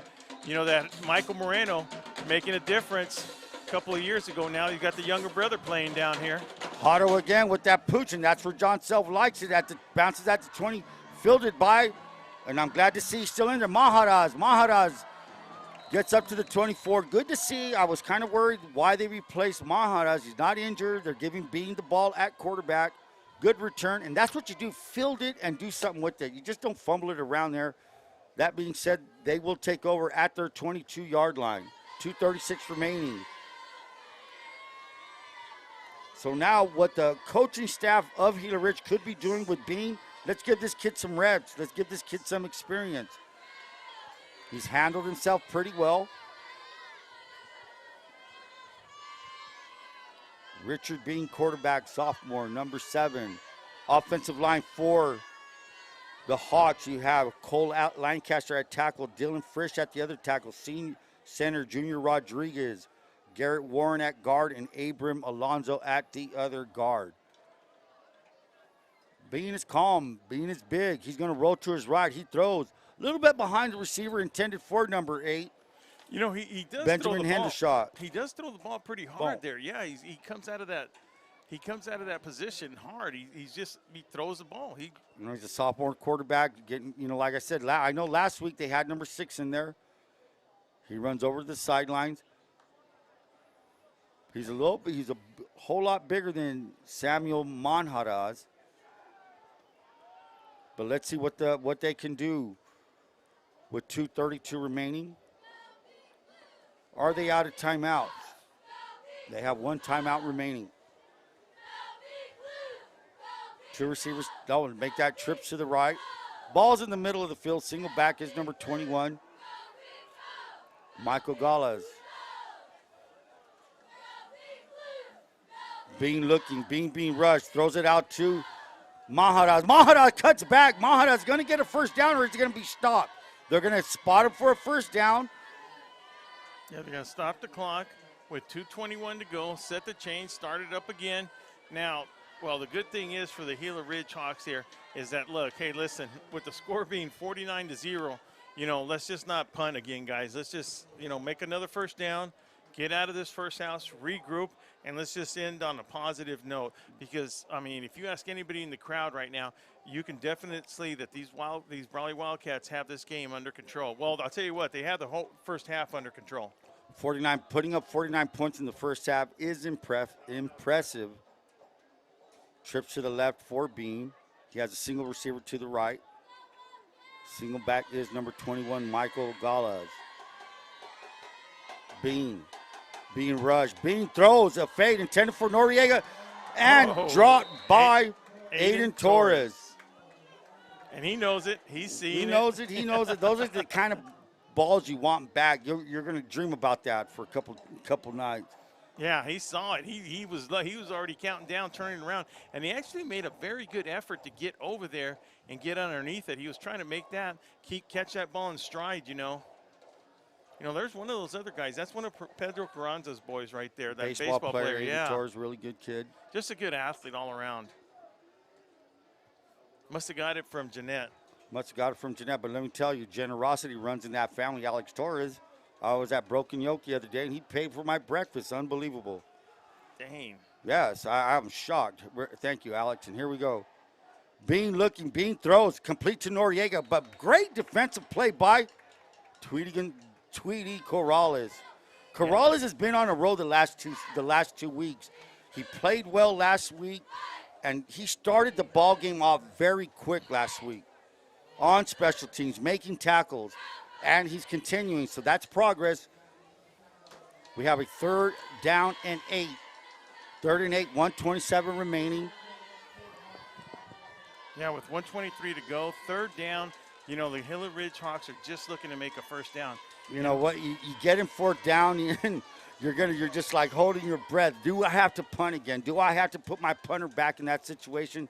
Yes, you do. Correct it. Get better at it. Trips to the right. Bean's looking. Bean is calm. Bean tosses off his back of his foot, throws it up. Free grab, misjudged by Young. Was Young looking to get number 3 pick right there, He Ron? kind of got his feet tied up. I don't know what's going on there. Well, with 55 seconds to go, the Wildcats look like they're going to get one more chance at it. And while they're changing to the punt formation, I'd like to announce our halftime guest right now. That's going to be Doug Dom. Doug Dom, we're going to talk to him a little bit, not about so much. I had a conversation with him last year, and you know we were talking about sponsorship, but then it turned around to what the Dom group is all about, what he's all about, what he brings not just to Brawley but to the whole Imperial Valley. It's a very interesting story. To the community, to the valley, yeah, everything. to the valley. We got off subject about what you know about sponsorship, and started talking about football and stuff, and it turned into a good conversation. I want to continue that on the air. Oh, Here we go with the challenge again. It's like kickball when you roll the ball to your kicker. So that's being, you know, this is something the Gila Ridge Hawks have got to correct. You're going to find yourself in punting for situations throughout the season. This has to be fixed. Ball for the Wildcats at the Hawks 42-yard line. Hey, I'm going to give you one word of advice. So as you speak to Mr. Dom here, don't mention the Trojans. Don't mention USC right now. He could pull his sponsorship. Right now. you know what? Oh, is he behind me? Oh, you know, So- we have a USC and a UCLA fan up here, huh? We talked about that earlier. Here we go. So the Wildcats have double formations. 48 seconds remaining in the first half. Gutierrez still at the controls. Gutierrez is looking. Gutierrez throwing. He's going to be overthrown, intended for Daniel Camilo. He had his choice of 2 receivers. He had Platt on the outside. He had Camilo on the inside. So Coach Self not taking his foot off the pedal right here. No, you know what? With 44 seconds to go, he'll score one more time. He'll take it off after halftime. I can probably guarantee you that right now. Well, you're going to get your subs in. Yeah. You want to see that. But up right now, it's halftime. You still have 44 seconds. You're running with your number ones. And you're looking for consistency, not just for right now at the end of this half, but for next week. Wildcats have Fallbrook next week. And that's going to be there's going to be 2 games. And Imperial Tiger, why this game is interesting, Coach Shaw's watching right now, he's gonna play the Gila Ridge Hawks next week at Gila Ridge. Yeah. Gutierrez looking quick out. Nice. Mackay Washington. And these are the little patterns that you need to work on. Boom, let's work on this. You know, let's work on a 40-second clock.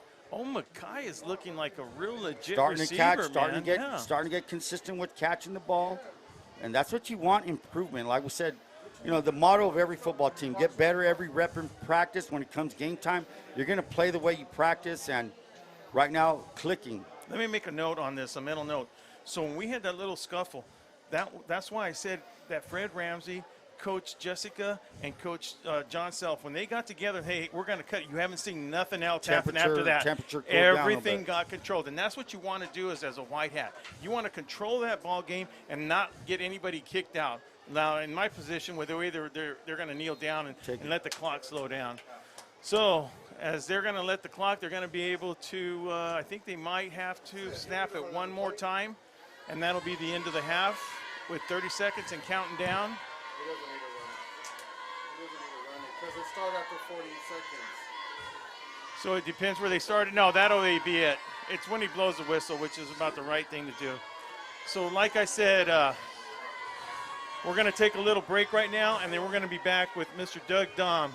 So with 9 seconds to go, 3 seconds to go till half, Will Torrez, Ron Rubio, VSN. We'll be right back after this break.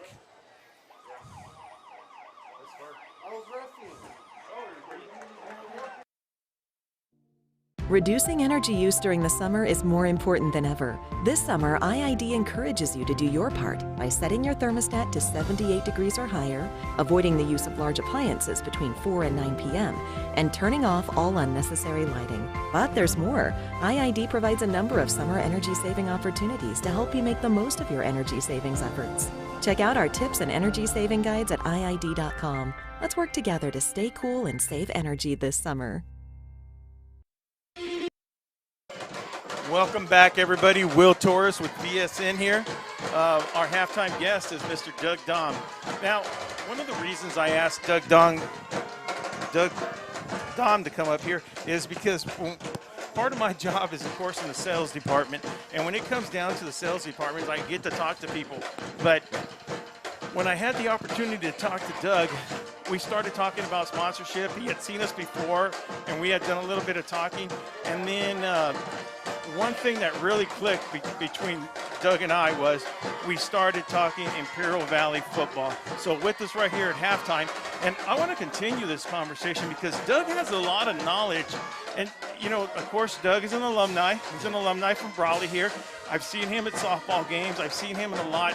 He's one of those guys that he might be quiet, but he's at a lot of the functions. He's a very big supporter of Imperial Valley sports, whether it's football, volleyball, or softball. So, Doug, welcome up here the first time to the VSN Headquarters Center up here. Ron, or Will, thank you very much for inviting me, and it's a real pleasure to be up here with you and Ronnie. You guys do such an outstanding job and have a great product here that you're sharing with all of the sports enthusiasts of Imperial Valley. And I think it's just a real pleasure that you guys are providing that opportunity for our student athletes and student athletes from schools from all around the valley. And of course, that's going to be kind of the theme for tonight's talk. And we're just really excited to be a part of it. And, you know, just to kind of take that point, you know, a little bit further, Will, you know, when you and I had that conversation, our first conversation last year, we got to talking about sports and how it affects the community, how it affects all of the student athletes from around the valley. And one of the points that I've always felt very strongly about and what I see happening now as a result of the program that you guys, VSN, that you guys are promoting, it helps all of our schools get more exposure. And what's good for one is good for all and vice versa. You know, if you take a look at different programs, whether they be collegiate, high school, or whatever, if you have one dominating team and the others aren't getting any better, that doesn't help your league. That doesn't help those individual schools get better. And so in our case, at the high school level, when you get time to go to the seeding meetings and get into the playoffs, if you've got one dominant team that's just, you know, doing everybody in big time, that doesn't help them get the kind of seedings because people recognize that those other teams in the league are weak. So what you guys are doing and what we're trying to promote here is Valley Athletics. And as I said before, I really, really believe that what's good for one is good for all. And so I'm just so happy to see that you and Ronnie have taken this and have introduced it valley-wide and are promoting all schools, which is helping them. So, you know, we always hear about people saying, well, gee, you're taking people out of the stands. Well, there's a certain amount of that as far as convenience goes. You know, in today's modern world of technology, that's the way it is. But then there's other people like myself and others who are going to come no matter what. Yeah. And so that's always going to be, and if we can get this technology and share this with people, whether they're overseas, they're out of the state, they're out of the county, out of the area, or whatever, that's good for everybody. It's good for the families of these student athletes. It's just good for everybody, and it's really exciting to be a part of that, Will. No, and I really appreciate that, Doug, because when like I said, when we were talking about that, and then, you know, right away we talked about sponsorship, and then you and I, we just went totally, we had the same vision is what it was, Doug. We had the same vision because one of the questions you asked me is, you know, why are you doing this, Will? And like the answer comes easy. The answer is easy when you have the same goals. And me, that's where me and you really related to that, because our goals were the same when we wanted to see where you wanted to see, where you wanted to invest in something, and the place that I wanted to be at in the future. You know, that was the same place, and that's what attracted us. So, you know, first of all, I'm very appreciative to have sponsors like that, you know, like you, and you know what? A lot of the other ones are the same way. They're very supportive. You don't see those big chain stores or nothing. You see people that are homegrown from here. Well, you know, that all involves people that, you know, have skin in the game, and, you know, they want to be a part of it no matter what happens. And I think the thing that's exciting about this is, you know, I can remember when my son Andrew got through participating as a high school quarterback for these Brawley Wildcats. People said, well, gee, why do you keep coming to the game? And I said, because I enjoy it. Why not? You know, what else are you going to do on a Friday night? I mean, there's plenty of things to do, obviously. But, you know, I always enjoyed it. And they said, well, gee, once your son's gone, I said, well, because then I've got friends of family, you know, Yes. You know, the offspring of friends of ours and so forth, they're still playing. And it's just always fun. So, you know, it's really important. And, you know, and then my grandkids have come through here and played. And so it's always fun. You see and hear the names of the families that have been here in the past. You know, and as the years go by, you know, I'm getting to be one of the elder statesmen in the community, I guess. We. I'm starting to feel that way, Doug. But it's a lot of fun, and, you know, I'm really excited about what VSN brings to the Valley, because you got a quality product here. And I know, like, my wife is not able to come to the games and, you know, navigate through the stands and so forth and so on. So she's actually home tonight watching this game on VSN. And so, you know, it's a real pleasure that you guys have stepped up, utilizing the new technology, but also utilizing your passion. And I think that's what I shared when Ronnie came to my office and we talked about that. I said, your product is an excellent product, and it's because you guys have the intensity and the passion for the sport to share, not only for Brawley football, but for the Central Spartans, Hopeville Vikings, Calexico Bulldogs, all of the schools, the Imperial Tigers, all of the schools that are here locally, as well as the schools that we end up going up to participate against on the coast as well. No, we have a blast. Like, you know, we're finally, you know, we were reaching out to San Diego area, because, you know, we are the stepchild of San Diego, Southern section. But they've been reaching out to us, Doug, and we're starting to make good connections. And then next thing you know, we got Yuma. KYMA wants to be a part of it. So you get that effect, Doug, and it's creating that brand where, but as you know, nothing that you've ever worked hard was easy. It took a couple of years, and we talked about this, Doug. It took a couple of years before we, you know, look, I want to get this right. And you were asking me questions, and like, well, where do you want to be at in the next couple of years? Look, I want to be able to have, you know, we started with Vic Carrillo and John Moreno this year. We're actually a little bit ahead of that, but we thought it was the right time to do it. But we were not going to do that unless we could deliver that same quality on both stations, which I think we're achieved. We're almost there. We still got a couple of niches, but we're getting there, Doug. Well, and I'll tell you another thing about Victor Carrillo and John Moreno. I know both of those gentlemen really well, and Vic's a little bit in front of me, you know, age-wise, and, you know, when he played and participated in sports locally, and even out at IBC. And, you know, I knew him and his wife from some different business affiliations that we had, and John Moreno. They're just the best. And I like how they come on and they say, you know, from the border to the Sea of Cortez, you know, Friday night football. And again, it's the passion that those two gentlemen bring. You know, they bring a segment of the Valley that we wouldn't normally cover, that's now being covered. So everybody has an opportunity to hear them and to share in their expertise and the passion that they bring as part of the VSN network. Oh, no, Doug, let me tell you, they're having a blast. They're having a blast. And you know, it's that energy that they bring, because they do bring a lot of energy. And you know, they've just been on the radio so long, and now, you know, they're actually exposed. The secret's out. Look, hey, guys, these guys don't just cover Calexico. You know, they've covered an Central game, an Imperial game, and last night they were at Hopeville. So, yes, everybody gets a chance to see them. So yeah, now we've had a blast, and we appreciate, and you know, I'll say it in front of everybody right here. You know, it gave me a little boost after that little talk we had last year. It really, you know, hearing it from you, Doug, it goes, look, we're in the right direction. I'm going to continue. That was one of the decisions we decided to go with the other one. So, you know, from myself and the whole VSN staff, very much appreciate for not just talking about sponsorship the way it started, but actually a little bit of guidance where you wanted to see us and where we wanted to be at. Well, I'll tell you, I can remember the days when, you know, Brawley people supported Brawley athletics, and El Centro people supported El Centro athletics, and there was very little bleed over. But then as we went forward, you can remember back in 2004 when the Brawley Wildcats went to the CIF championship game. Oh, my God, 10,000 people there. And there was more people at that one individual game than all the other championship games put together.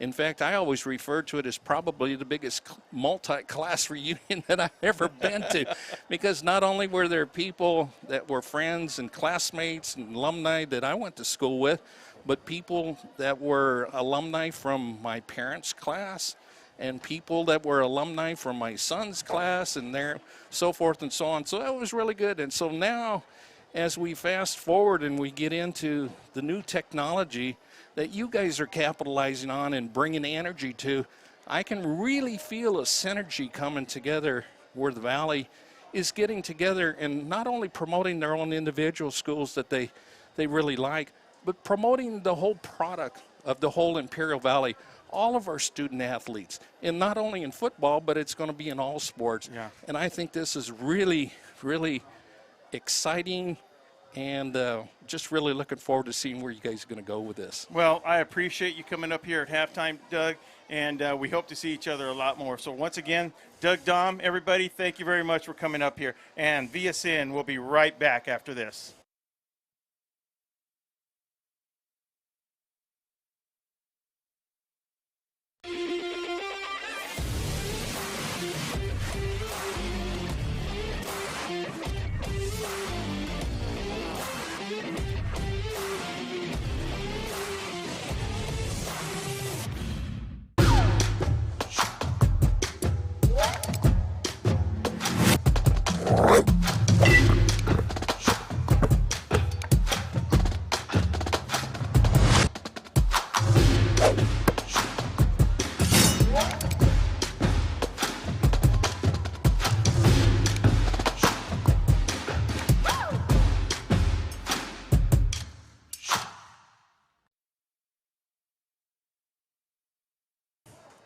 Hello, everyone. I'm Ron Rubio here. A couple of minutes here. We have a special guest real quick, popped in right after Doug Dom. We're having Matt Self, head coach of the Calipatria Hornets. Matt, how'd you guys do last night? Last night, we just had a tough loss, but we played really hard, and that's all I really ask for my boys. You know, a lot of them are brand new to football, and it's just we're starting from step one, but we're getting better every week. And that's all you want to ask for, Matt. So Yeah. You're 1-2 right now. Who do you guys have next week? Who's on your schedule next week? We have Claremont next week. And over Claremont there. where? Yeah, In Claremont. That's Yep, good yep. to hear. So give us a few names out there, Matt, that people will be watching when we cover VSN covers Calipatria. Who are your top players right now? Right now, our quarterback Jacob Zendejas, he's starting to come around. We have Alex Fernandez. He's a junior for me right now. He's running the ball a little harder. He took one to the house last night. Got the Sadberry brothers, LJ, and then we got Tyler. We have up front. We have Ricky Tirado, who's my center, and he also plays both ways. We got Angel Morales. He also goes both ways. He's my fullback. He could be fullback, H-back, and he's also defensive end. That's nice. Hey, Matt, Yeah. one quick question. Right now at the Calipatria program, are you running just varsity only, or do you have a JV, a frost soft? Do you have a frost soft team? Yes, I do have both programs. Well, really? Yeah. So it's a frost soft and a varsity team. Yep. Good to hear. Good to hear. Yep. And do your frost soft float up to the varsity, or do you guys just keep it separate? I do send a couple down there, like my first year players. Right. You know, like the ones that are juniors right now. I want them to get that experience. I want them to get their feet wet right now. You know, I want them to get that playing time down there. And so next year when they come up, they're ready to go. That's a good thing. So, Matt, one other thing. What are some of the extra things that you're doing down there in Calipatria? Are you guys allowed to have a zero period? I mean, do you guys have are you trying to implement some of the things that you learned here in Brawley? Yes, yeah. So we don't have a zero period, unfortunately. Hopefully in the near future we could get one, but we do right now since I'm working here in Brawley. I just have weight room after school. I go at 3:30, go to 4:30. After 4:30, we start suiting up and we get ready for practice. And we go for around 2 hours. After that, and then we go twice a week. Right now, we go twice a week just because I don't want them to get them hurt right now. True. You know, just get their body just feeling right. And then we also watch film throughout the week. Well, it sounds like you're starting to get your traction as a head coach. Yeah. What has been the hardest thing for you trying to get this program going right now, Matt? Just the hardest thing is getting everyone there at practice. You know, I'm not saying everyone does come. Everyone's coming together right now, but there's like always something like going on, whether it's with COVID or whether it's like during their schoolwork, which is fine. You know, I tell the kids if you have schoolwork or anything after school, you go do it, okay? But you gotta let me know first. You can't leave me blind, all right? Because then I feel like you're like either you don't care about the team, or you just don't really care about your education. Yeah, and that's something the kids will learn. Matt, I want to thank you, and we want to wish you luck down the road, man. It's a quick hit. We appreciate you visiting us as we're going to start the kickoff here. Have a good week, and good luck next week against Claremont, Matt. Thank you, Ron. Thank you, Will. Hey, Matt, I do want to say one thing, Ron. Matt and I have been talking the last 3 weeks, so I want people to make sure that we've been trying to get a game with Calipat. We just haven't been able to make it work. So I want to let people know that. Matt, once again, thank you for being our halftime guest. Yep, thank you, Will. Thank you, Ron. Take care, Matt. Yep. And welcome back, everybody. That was Doug Dom and Matt Selb. Yeah, that's a double header guest. And so as we continue with this ball game here, 11:54 remaining. My first question to you, will be this: with 11:54 starting the third quarter, is there a running clock, or does that have to wait to a certain time? You know, the running clock was at that 35 points. So now, are they going to wait till the third quarter? I don't know, because every time I ask somebody, they say it's 35. In the fourth. It's automatic. Yeah, but But could you ask for it right now? Yeah, but I don't think Self will, because I don't know. He wouldn't be the one asking for it. It'd be the Gila Ridge Hawks, right? Being back, Richard Bean is the quarterback. Bean's looking to his right. He's going to throw, and he's going to be brought down. He was tackled by, that's number 21. That's Charlie Lai coming out from his defensive line. I'm going to say outside linebacker position. So incomplete pass. Bean, as we said, is a sophomore. This is the third quarterback in 2 games for the Hawks. Second down and 10 with 11:50 remaining. Hawks in a big hole, a 49-0 hole. Yeah, and Ron, have you been in halftime huddle with the 49-0? I'm very proud to say no, I haven't. But I know, I as a coach, I have. Yes, I have as a coach. Not 49, but it felt like 49. Trips to the right. Bean looking. Bean has some time. Bean's rolling to his right. Being rushed by Carranza and a little bit overthrown, intended for Manuel Manjara, so just a little bit overthrown. But let me tell you something I've noticed about this Bean kid. Bigger than the other quarterback I've seen, but yet he's still calm. If he could just not have so much zip, get a little bit more touch on those passes, he'll complete them. Well, maybe Coach Jessica Slaughter is testing this kid out for the future. He goes, you know what? If we're going to make that quarterback change, let's make it right here. Let's try it right now. Yeah, let's try it right now and make your mistakes right now against a non-league opponent. So there's going to be some major changes for the Wildcats. Bear with us as we try to get their numbers in. I see Charlie Lai. I see Brody Van Diver, number 44, playing outside backer. Tyler Carranza, number 42. Bean with plenty of time. Bean launches it right over the middle. And on defending the pass, Aiden Torres, number 12, along with Brandon Porras. Torres gets up a little limpy, shakes it off, just like stealing second base and getting cleated or something. I don't know. He's okay. He's fine. There's nothing. I see just nothing but blue jerseys out there on that deep pass right there. But look, you know, we still got a good breeze. I know it looks a little bit less than it was earlier in the game, but Ron, the arm strength is not a problem Not for a the problem Gila with Ridge the right kid. here. Now he just got to work on his accuracy and timing. Deep to receive for the Wildcats will be, I believe that is David Camacho. David Camacho out there. Number 10. Let's see what kind of snap we get. And nice snap. Good kick by number 21, Galas. Camacho at the 40. Camacho at the 35, 30.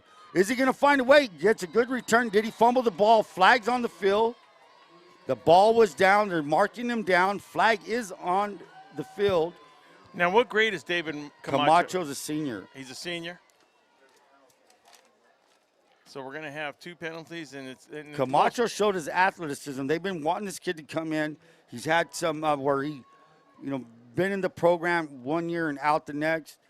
Now he's settling in. Good return. He shows flashes of the ability that he has. Looks like the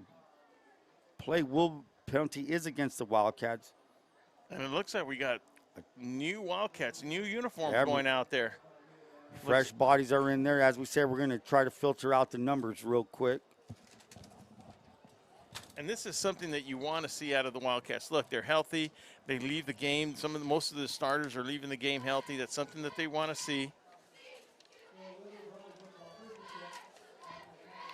First and 10 for the Wildcats. Who's in the backfield now? Is that Hunter? We have Dawson Figueroa, number 22, at quarterback. He'll be under center. So after this play, Ron, I got an explanation on the running clock situation. In fact, you mind if I go right now, Ron? Go for it. Okay, so once the fourth quarter starts and there's a 35-point difference, the running clock will happen. The only time it can happen earlier if both coaches agree. So it's a start of the fourth quarter with a 35-point difference that the clock will start. So once again, we appreciate that from Mr. Alan Phillips. Like we said last night, get well, Alan. We hope to see you out there again next year. It's in the backfield with Dawson Figueroa. Looks like number 25. That is Matthew Moreno. Moreno is a freshman brought up a couple weeks ago to the varsity. And the scoreboard just went blank. And then it went back on. Noah Gonzalez also in there as a wing. That's number 3. Noah Gonzalez, a junior. Penalty against the Wildcats. That was odd, Ron. Did you see that? I didn't catch it. What? The scoreboard just went blank. It really went dark on the west end of the field right now. Beautiful evening to have some football. I mean, we're even talking it's a little bit cooler than it was last night, huh, Ron? Sure was a lot cooler last night. Rhett Smelser, number 51, is at center. I'm trying to figure out who the rest of the Wildcats are. So here we go. There's Noah Gonzalez, and we're going to have – ooh, now I don't know about that there. A pretty big shove there by number 59, Garrett Warne. A little bit of frustration out there. And look, on top of it, the penalty's still on the Wildcats, man. Yeah, so that's a double hurt right there. So from that great return by Camacho on the punt return, which was all the way, I believe, up to the 30-yard line. Now the Wildcats find themselves back 25 yards, Ron. 43-yard line.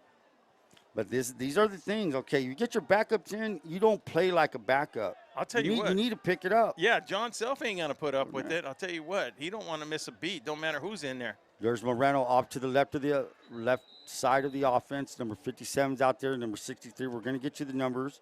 Hey, we have the numbers and the names. It's just a matter of being in alphabetical order. Yeah, that's true. Ron, you mentioned Moreno running the ball right now. We talked about earlier. And if you recall, last week we asked somebody if somebody could please text us who that number was, right? And it was Moreno. Well, out of all the texts that I received, one of them really hit hard. It was Mr. Blake Lazani. Do you remember that stud? Who could forget him? Who did he text? He texted me, and he said, I just wanted to let you know he's a relative of mine, and he wanted to see. I forgot to let you know. He sends his regards, says you're doing a great job. VSN's doing a great job. Right, Blake. You could have told me personally. You had to run it through Will. Nice. No, I'll tell you what. You talk about one of the biggest good studs. Kid, man. Great kid, hardest hitter. He's on a baseball scholarship, and I think it's somewhere in Utah. I wanted to double check. Rick knows where. Where's old Blake Lazani playing baseball at? It's in Utah somewhere, Southern right? Utah State. Southern Utah State. And you know what? That kid was going to be successful no matter where he went. I consider him one of the hardest hitting players that, with the Sam Toomers and the Nico Aguirre's. Here goes Moreno. Moreno falls forward to the 49-yard line. It's going to be a 4th down and let's say 17 yards. So the Wildcats in with the reserves. They will keep the regular punt team on to avoid confusion. I just love reminiscing about the old players like that because they do bring back very good memories, And that's part of tradition. You're a player that leaves, just like us in this case. Yeah. And Blake. Doug Dom's a good example right there. Way back from the 60s, and that's just what the blue and gold does for you. And it's a high snap. Corral by Carranza. Carranza, nice punt, man. My God. Noriega at the 15. Good tackle. You had Noah Gonzalez there, but the first man on the spot was Mekhi Washington. Good play by Mekhi Washington. As I said, they're keeping the special teams. Probably the normal guys are in there. He was helped there by number 24 of the Wildcats. And Tweety Gonzalez. Tweety Corrales. Corrales on there. Once again, we'd like to thank Reach Air Medical Services. When patient care is your number one priority, assuring calmness, security, and comfort, recognized for their compassionate, medically effective method for patient transport. Fast, reliable, and safe. Always, when second counts, depend on Reach Air Medical Services. Wildcats subbing at all on both sides of the ball to give us to Noriega. Noriega trying to go outside, brought down by number 7, and that is going to be J.D. Arianes. Arianes is a floater, sophomore, plays on the JV team, starting cornerback there up here. Great play by J.D. Arianes. And don't forget to check yesterday's scores. Log on to valleysportsnet.com where you could check out tonight's game right there, everything we have on our website, including yesterday's scores and news stories and our 90 seconds pre-games from last night. That's valleysportnet.com.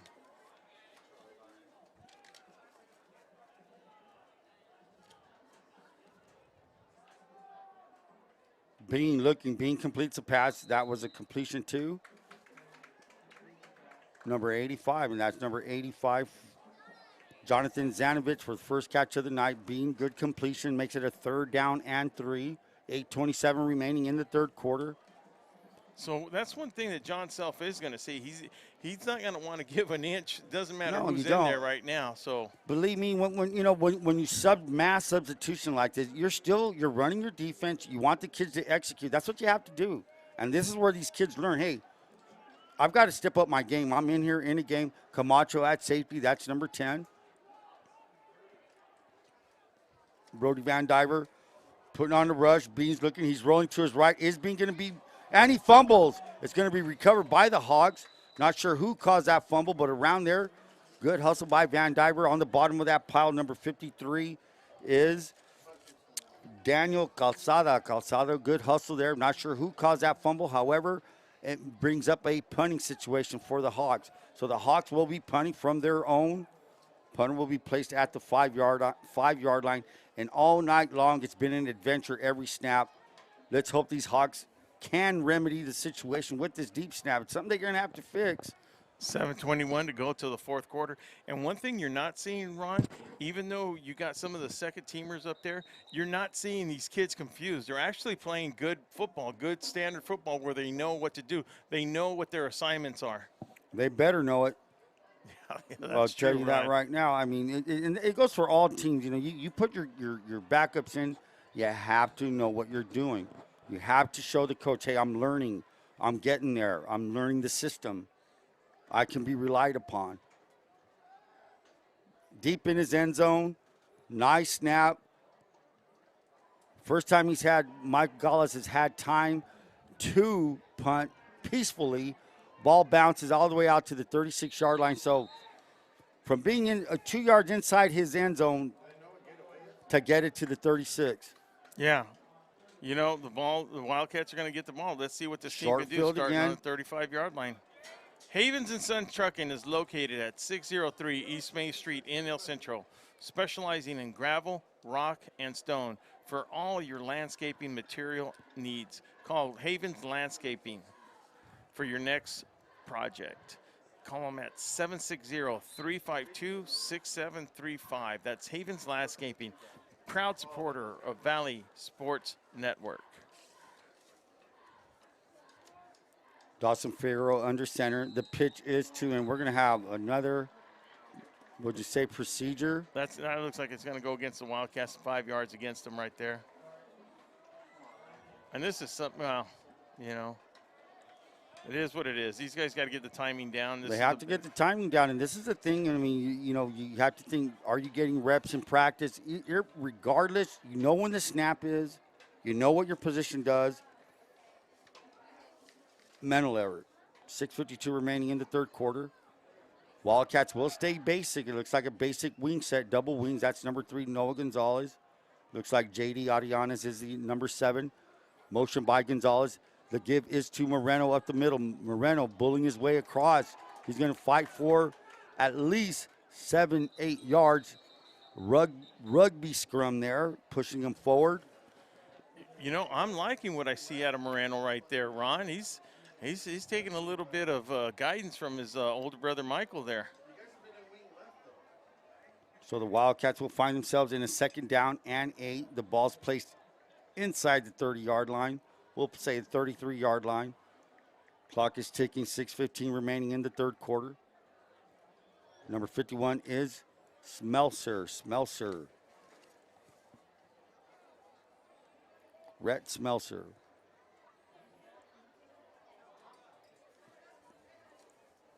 $5:59 remaining in the third quarter. The give is to Moreno off the right side, and he's going to be brought down by number 59 of the Gila Ridge defense. And like I said, you know, the Gila Ridge has been playing pretty good defense the last few weeks. I mean, that's Garrett Warren. You know, you see 49 points up the board, and you say, how can you be playing good defense, you know?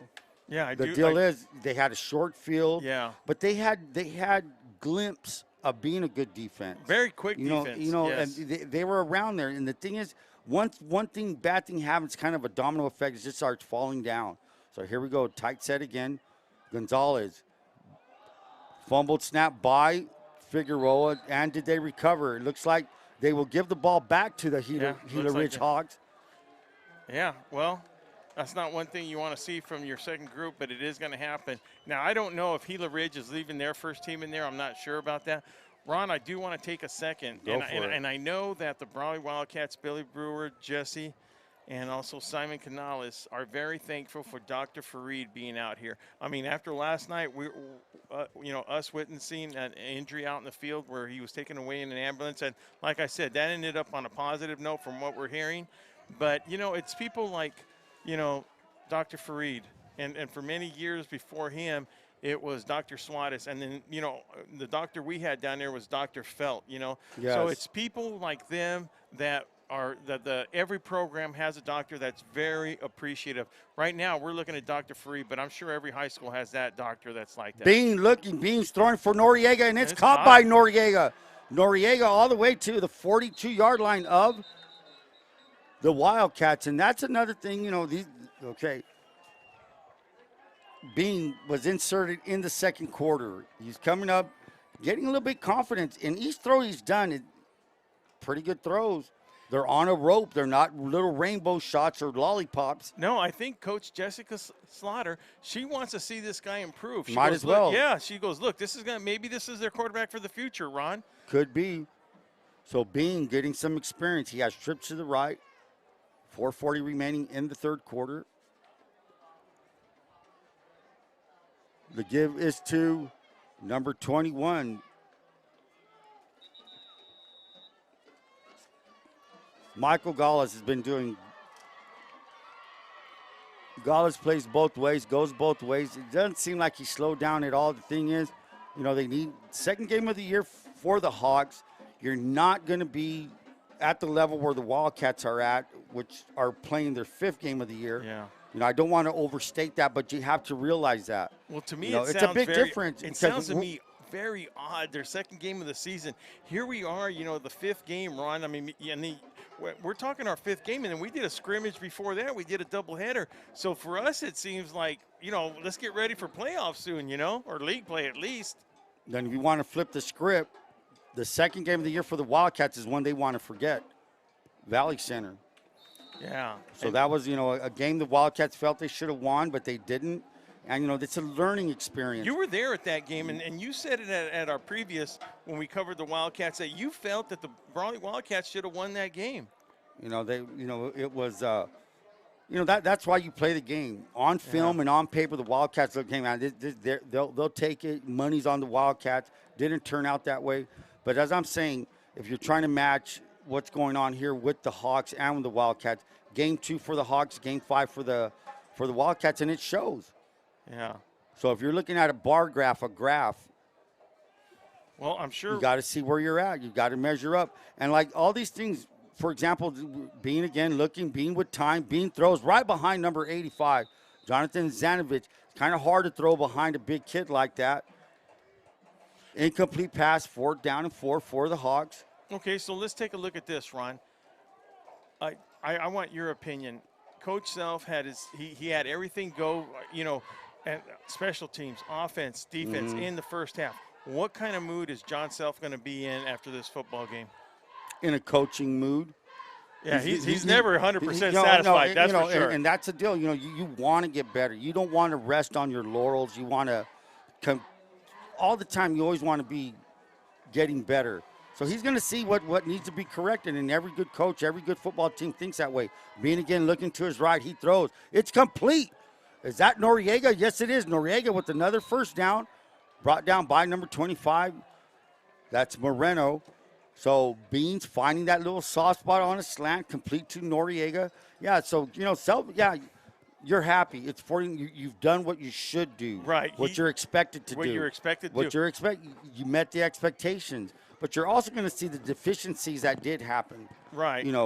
With next man stepping up. You can't have these kids right here, second team. You're going to get coached about it. Right. What are you doing jumping off sides? What are you doing on illegal procedure? What are you doing not getting the correct snap? And here we go, Bean for Noriega, and almost picked off. Good play by Noah Gonzalez. He was there. Noah Gonzalez. I thought that was going to be a touchdown pass. Noah Gonzalez, he just shortens that field right there and was able to break up that pass. Coming in from his safety position. That's the kind of play that makes your defensive back coach, Marshall Tagwam, say, hey, good play. That's not Liz's son, is it? Yes, it is. Oh, congratulations, Liz. That kid got a little bit of speed right there. And closed fast. Yeah, he closed in fast. He was in a situation, and he did well on it. So here we go. 2nd down and 10 for the Hawks. They're at the 20-yard line. Bean looking again. Bean with plenty of time. He's going to fire. A little bit more comfortable. Needs to come down with that. Incomplete, intended for Zanovich. Incomplete pass, 2:12 remaining. Like, this is the deal. Like, okay, back to the Hawks with this young quarterback.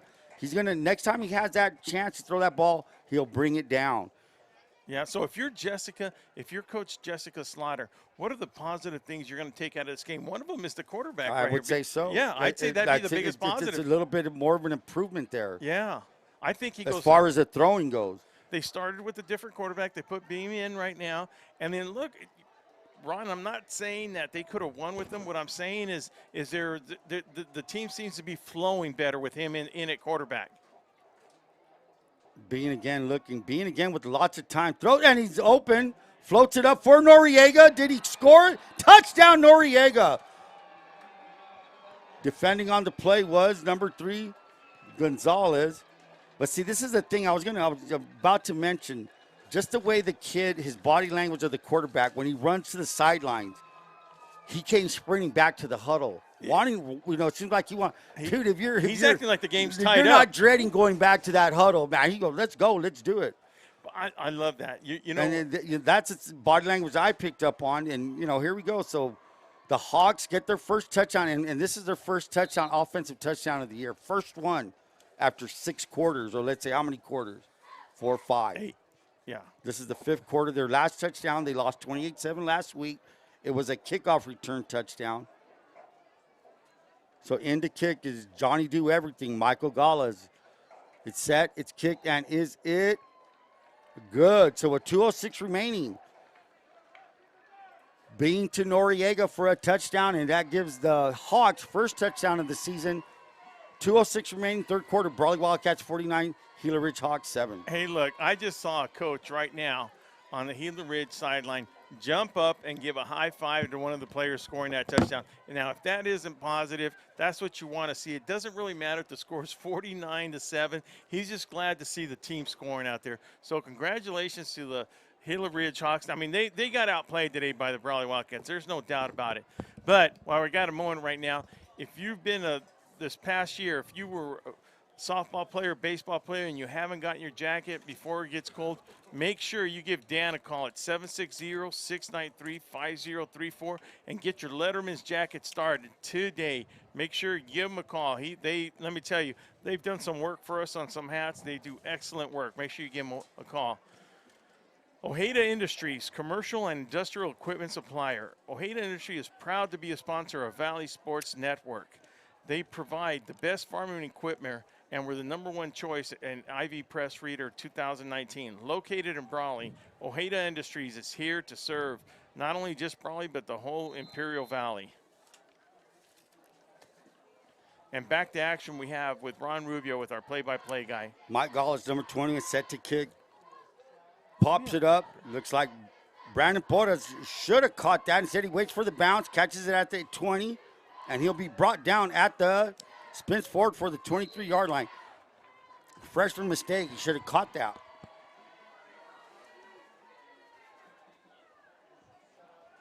So the Wildcats will set up camp at the 23-yard line.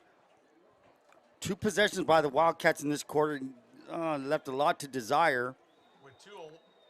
With 2:01 to go until the end of the third quarter, Ron. This is a quick third quarter, and it wasn't running clock. It's just a quick running third quarter.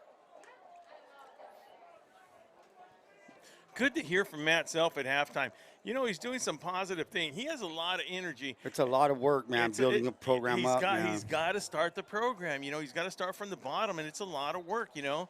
So, you know, we hope to see a lot of good things from him. And trust me, VSN and Matt Self, we are trying to get some games going. It's just not working out because the schedule's going to be hard. Dawson Figueroa under center. Motion by Gonzalez. The give is to Moreno up the middle. Moreno maybe gets back to the line of scrimmage. Now, do you see Moreno as he's going to fill Isaiah Young's shoes next year, Ron? I mean, I know it's early to tell, but who are some of the people that's going to take that spot? Well, it depends on the bodies that show up for the Wildcats next year. Are you going to have Carranza back? Yeah. You know what? It all depends on what the coaches are looking for. Do they want to go with Carranza, who has 1 more year left? You know, it all depends on what the coaches are looking for. He is definitely, a candidate to be there. The give is to, who's that? Brought down quickly by number 61. That's John Davis, 61 on the tackle. Still a lot of squawking going on both teams, and that's football for you. I mean, you're going to not see who carried that ball, but now it's a third. It was Moreno. Moreno carried that ball again. And Jake Rivas, number 7, right in the middle of the thing. I'm looking at this line right here. Jake Rivas playing right tackle. Ron, they don't look too small. They got a good line right there with 43 seconds to go to close out the third quarter right here. The Wildcats are pretty big up there. They have David Martinez, number 79. These are the kids that need to get the reps. They're getting some reps tonight. Gonzalez in motion again.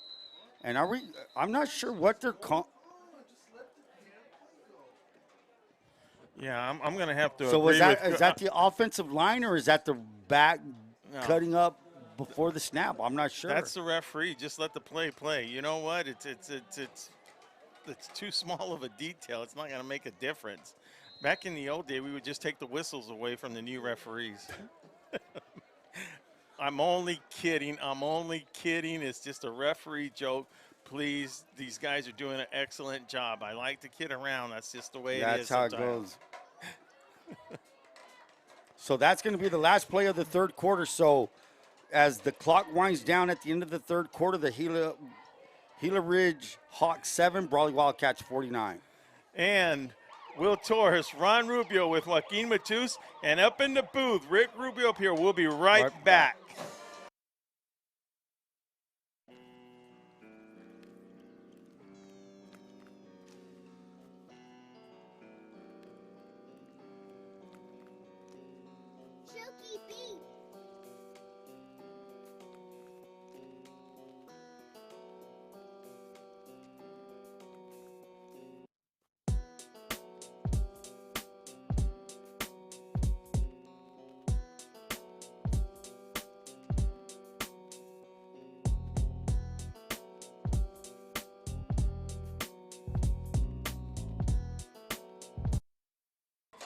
Welcome back, everybody, to Warne Field. Just been a beautiful night for us. Everything's going good. I'm Will Torres, Ron Rubio. Jalen Fong took the night off. You know what? Where's he at, man? He's at his grandmother's retirement party. They finally sold the store in Nyland, and congratulations to it. You know, you talk about a hard-working kid right there. I mean, I'm sure he wanted to be here, but he also wanted to be there to support his grandmother. So congratulations to his grandmother selling the store. And you know what? But I think I know Jalen's family. They're probably going to get grandma to go work at the store down there. She'll find a way. Yeah, really. I mean, that's their version of a retirement. She's going to be working at Market Square pretty soon. You watch. I'm telling you. That's how hardworking Jalen's family is. 3rd and 15. Wildcats again. Looks like they're jumped offside there. The illegal procedure. Well, that was a pretty stupid play on our part. It was like our whole offensive line on the left side. And the clock, I believe, Ron, the clock will be a running clock as soon as this first place goes. As we mentioned earlier, after 35 points, the start of the 4th quarter. Real brief, being a Saturday, usually Saturday for Pop Warner Youth Football, and the Brawley AYF just got a text. 12 and under team wins, beats Central 34-33. The 13 and under beat the Desert Monarchs 26-0. So congratulations to the AYF youth teams of Brawley, pulling out a couple of victories today. So 11:51 remaining in the 4th quarter. Will we be in a running clock? Yes, we're a running clock now. So it's a 4th down and forever for the Wildcats. Back to punt in practically in the back of the end zone is Tyler Carranza. Well, this is the Wildcats now with the subs. Are they short a guy? Yes, they are. Now, but this shouldn't be a sub right here, Ron. You never change your punting squad, though, right? Your special teams. You just leave those guys alone. You try not to. Right? You try not to. You know, usually you have a backup. You know, you have at least 2 teams. But as you know, special teams is always chaotic at times. Carranza off the side of his foot. Fielded very well by number 21. I like, you know, Michael Gala is just a kid that, you know, I watched him on film last week. The effort he's giving tonight was the same kind of effort he gave last week against Glendale, which was, you know, not sure what division Glendale is, but the Coach Slaughter said they were a bigger team. Gila Ridge is a 4A team, so I don't know what that is in comparison to where we're at with the Arizona. So I don't know if the lower the number is, it means the bigger the school, or I'm not sure where that is. However, yeah, I just know that the 21 just giving effort all night long. So here he goes, Bean again. Bean's looking. Bean has time. Bean throws. A little bit overthrown. Camacho almost with the interception. Incomplete. Also back there to help defend is number 32, Mario Casares. Didn't get to say Casares' name very much tonight at the linebacker spot. And it's all because the Wildcats defense was playing, well, everybody was doing their job tonight. Ron, I just like the way Bean's playing right here. The guy's got energy. He's a sophomore. He's a big kid right there. He's got a good arm. You know, he just needs some PT under playing his time. Yeah. And once you start, the game slows down a little bit for you. It's not as fast. It's not as hectic. Now he's, you know, I've been seeing series by series kind of getting comfortable. Bean again. Bean with time. Bean looking. He's going to roll right. Not that quick, but he's going to throw it. Nice throw and nice catch. So Bean again, still trying, and see how he trots over there to the nice catch by number 12. That's number 12 for Alec Romero. Romero's a sophomore to sophomore. So Romero with the catch up to the first down all the way to the Wildcat 20-yard line. Can they get in another touchdown with 9:01 remaining and ticking?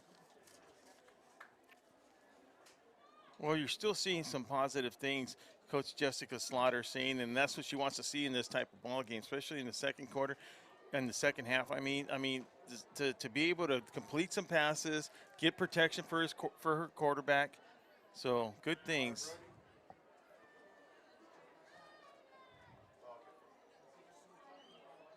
Bean again looking. Bean has time. Bean throws over the middle, and it's a touchdown. Touchdown, Hawks. Complete to Benjamin Hendershot, and there it is. You know, the kid's starting to see his rhythm, starting to get a little bit better at his throws. Touchdown, Hawks. Yeah, but Ron, so now let's just jump ahead a little bit. Now, when he goes to practice, he's going to have that confidence. He's going to have that confidence that a quarterback position needs, Ron. Sure. And that's what Coach Jessica Slaughter is going to get out of this from him. So good things are happening for the Gila Ridge Hawks. Hey, some people will tend to forget, but I know my very first game with VSN, we were at Gila Ridge, and who fell under that situation? Ethan Gutierrez. Yeah, that's when Ethan Gutierrez came in the third or fourth quarter. Just start throwing that ball around, got better every play. Yeah. And, you know, these are things that can happen. That's the beauty of football. That's the beauty of the sport. 3 seasons ago, and now we're looking at him. He's the most veteran quarterback, and he's still only a junior this year. Still a junior. So, you know, these are the things that can happen. If you put yourself in that situation to get better, you can. And that's a low-line drive, bad snap. And that's Gallez again. Michael Gallez with the attempt. It was a low snap. And I'm not sure what's going on here, but with 7 minutes to go in a running clock here. They're going to re-kick.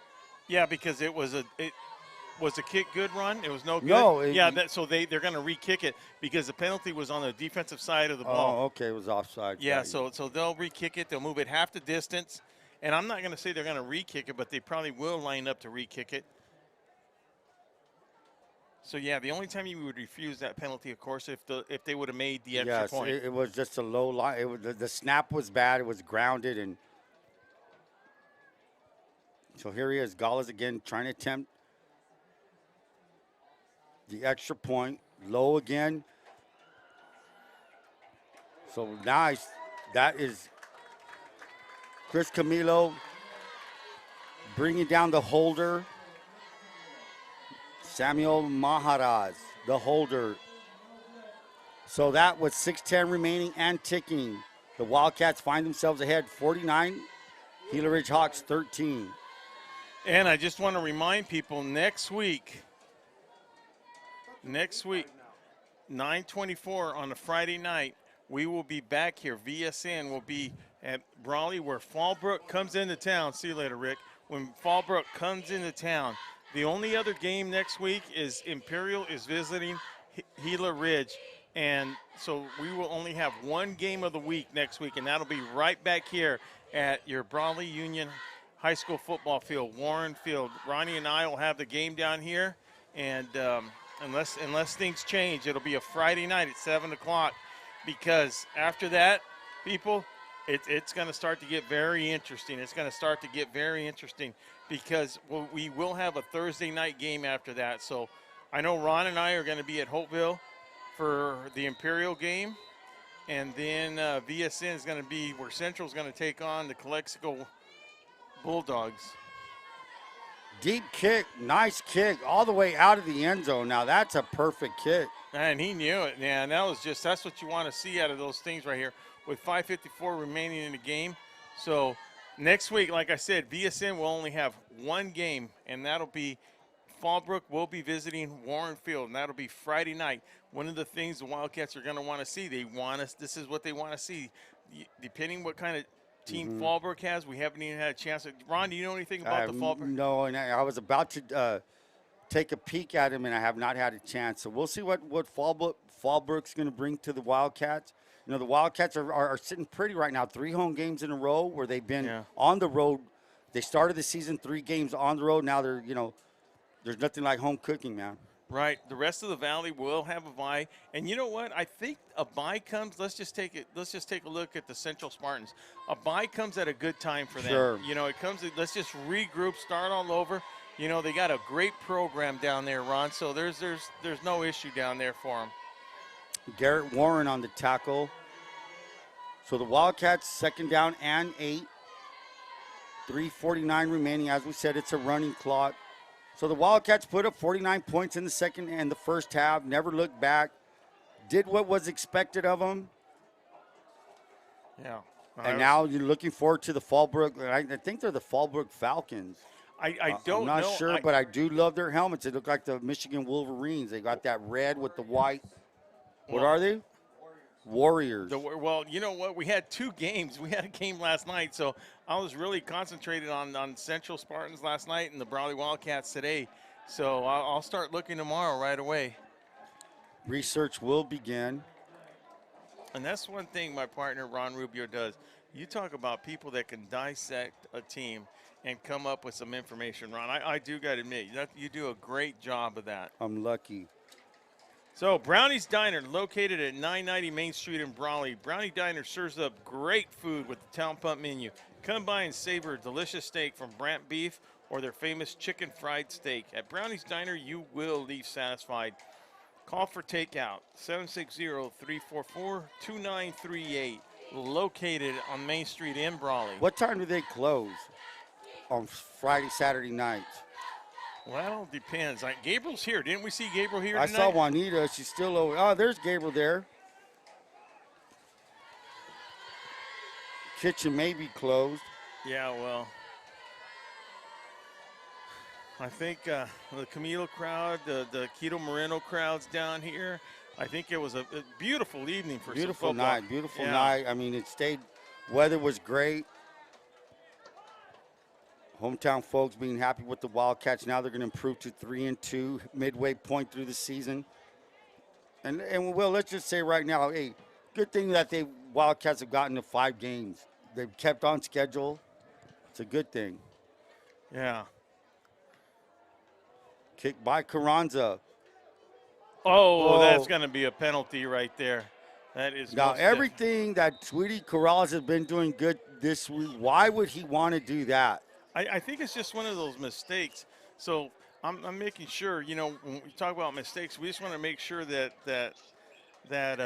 Brownies is going to be open, because, look, if we see Gabriel and Juanita right here and Bella's upstairs, Matthew's going to be the only one working down there. So we need Matthew's number to make sure that he's going to be working there. So we're going to have to give Gabriel and Juanita a call, see if Brownies is open. We can stop by there and get a nice dessert or something. So I'll make sure I give him a call. I want a main entree. We're thankful for Brownie's Diner, all right? So once again, thanks to Juanita and Gabriel.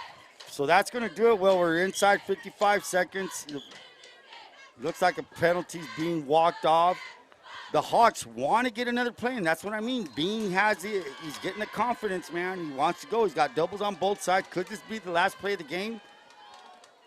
41 seconds there remaining. 35, Bean. Bean's looking to his left. He's going to be rushed. He has time. He's going to toss. A little bit overthrown. Great pass rush by Carranza. Carranza rushing Bean.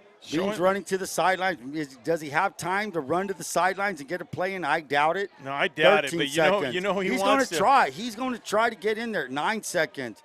Coach is going to let it run out. So I actually want to see him get it off. I wanted to see him get another play, and that's going to do it for tonight, Will. Ron, thank you, tonight, partner. Man. Great evening. Great Saturday night special edition. Joaquin Matus, appreciate it. Sarah, Eric, how about Sarah? Sarah on the camera. Eric Swain supervising from home down there. And, of course, Jalen taking care of business. Make sure on the retirement party we will have everybody back next week. Beautiful evening tonight. Your thoughts on the game tonight, Ron? Well, you know, like I said towards the whole second half, this is what was expected of the Wildcats, you know, and Where they go from here, we'll see where it takes them to next week. But they're doing all the right things the last few weeks. Let's see if they keep that momentum. We've been saying momentum for the last 3 weeks. Yes. Why? Because that's where you should be building up right now. You already hit the halfway point of the season. You hit it. Where do you stand? So they're fortunate to be. Not fortunate. They're 3-2, and that's where they're at. Will 3-2 and facing a Fallbrook football team coming in. Well, no, you're right. The key is to keep this momentum going. Yes, that's what you have to do. And that's what Coach Self wants. Now, like we said, we had Coach Rookie Pena looking at this game. You got Coach David Shaw. Shaw's going to be playing these Gila Ridge guys in Gila Ridge next week. And I know that Calexico is a little upset about that 1 point loss, and they're looking at this too. Look, they're looking. There's a team that's coming up and up and around. Sometimes you don't want to buy. Yeah. Sometimes you don't want to buy. Sometimes depending on where your football team is, are you healthy? Things aren't going your ways. You welcome a buy. But, right now, like you said, Calexico's a hungry football team. Yeah. Losing by 1 point, you can't wait to get back at it. And then we have the Desert Valley League where, tell you the truth, Ron, that Hopeville Palo Verde game is going to be a very good game. Everything's starting to bottleneck, and we're going to the good teams are going to separate themselves after the first couple of weeks of the league. The cream rises to the top, as they say. I said it before the league started. I go, watch out for Turner, because I still believe in that Turner time. I still believe in Coach Turner. And congratulations to him. I think I said it last week. He was Coach of the Week for the San Diego Chargers, LA Chargers. So, with that said, thank you, everybody. Once again, thank Billy Brewer, the whole high school staff, everybody, for the hospitality they have provided the room and space to broadcast this game. From Will Torres, Ron Rubio, Joaquin Matus, Sarah Torres, and everyone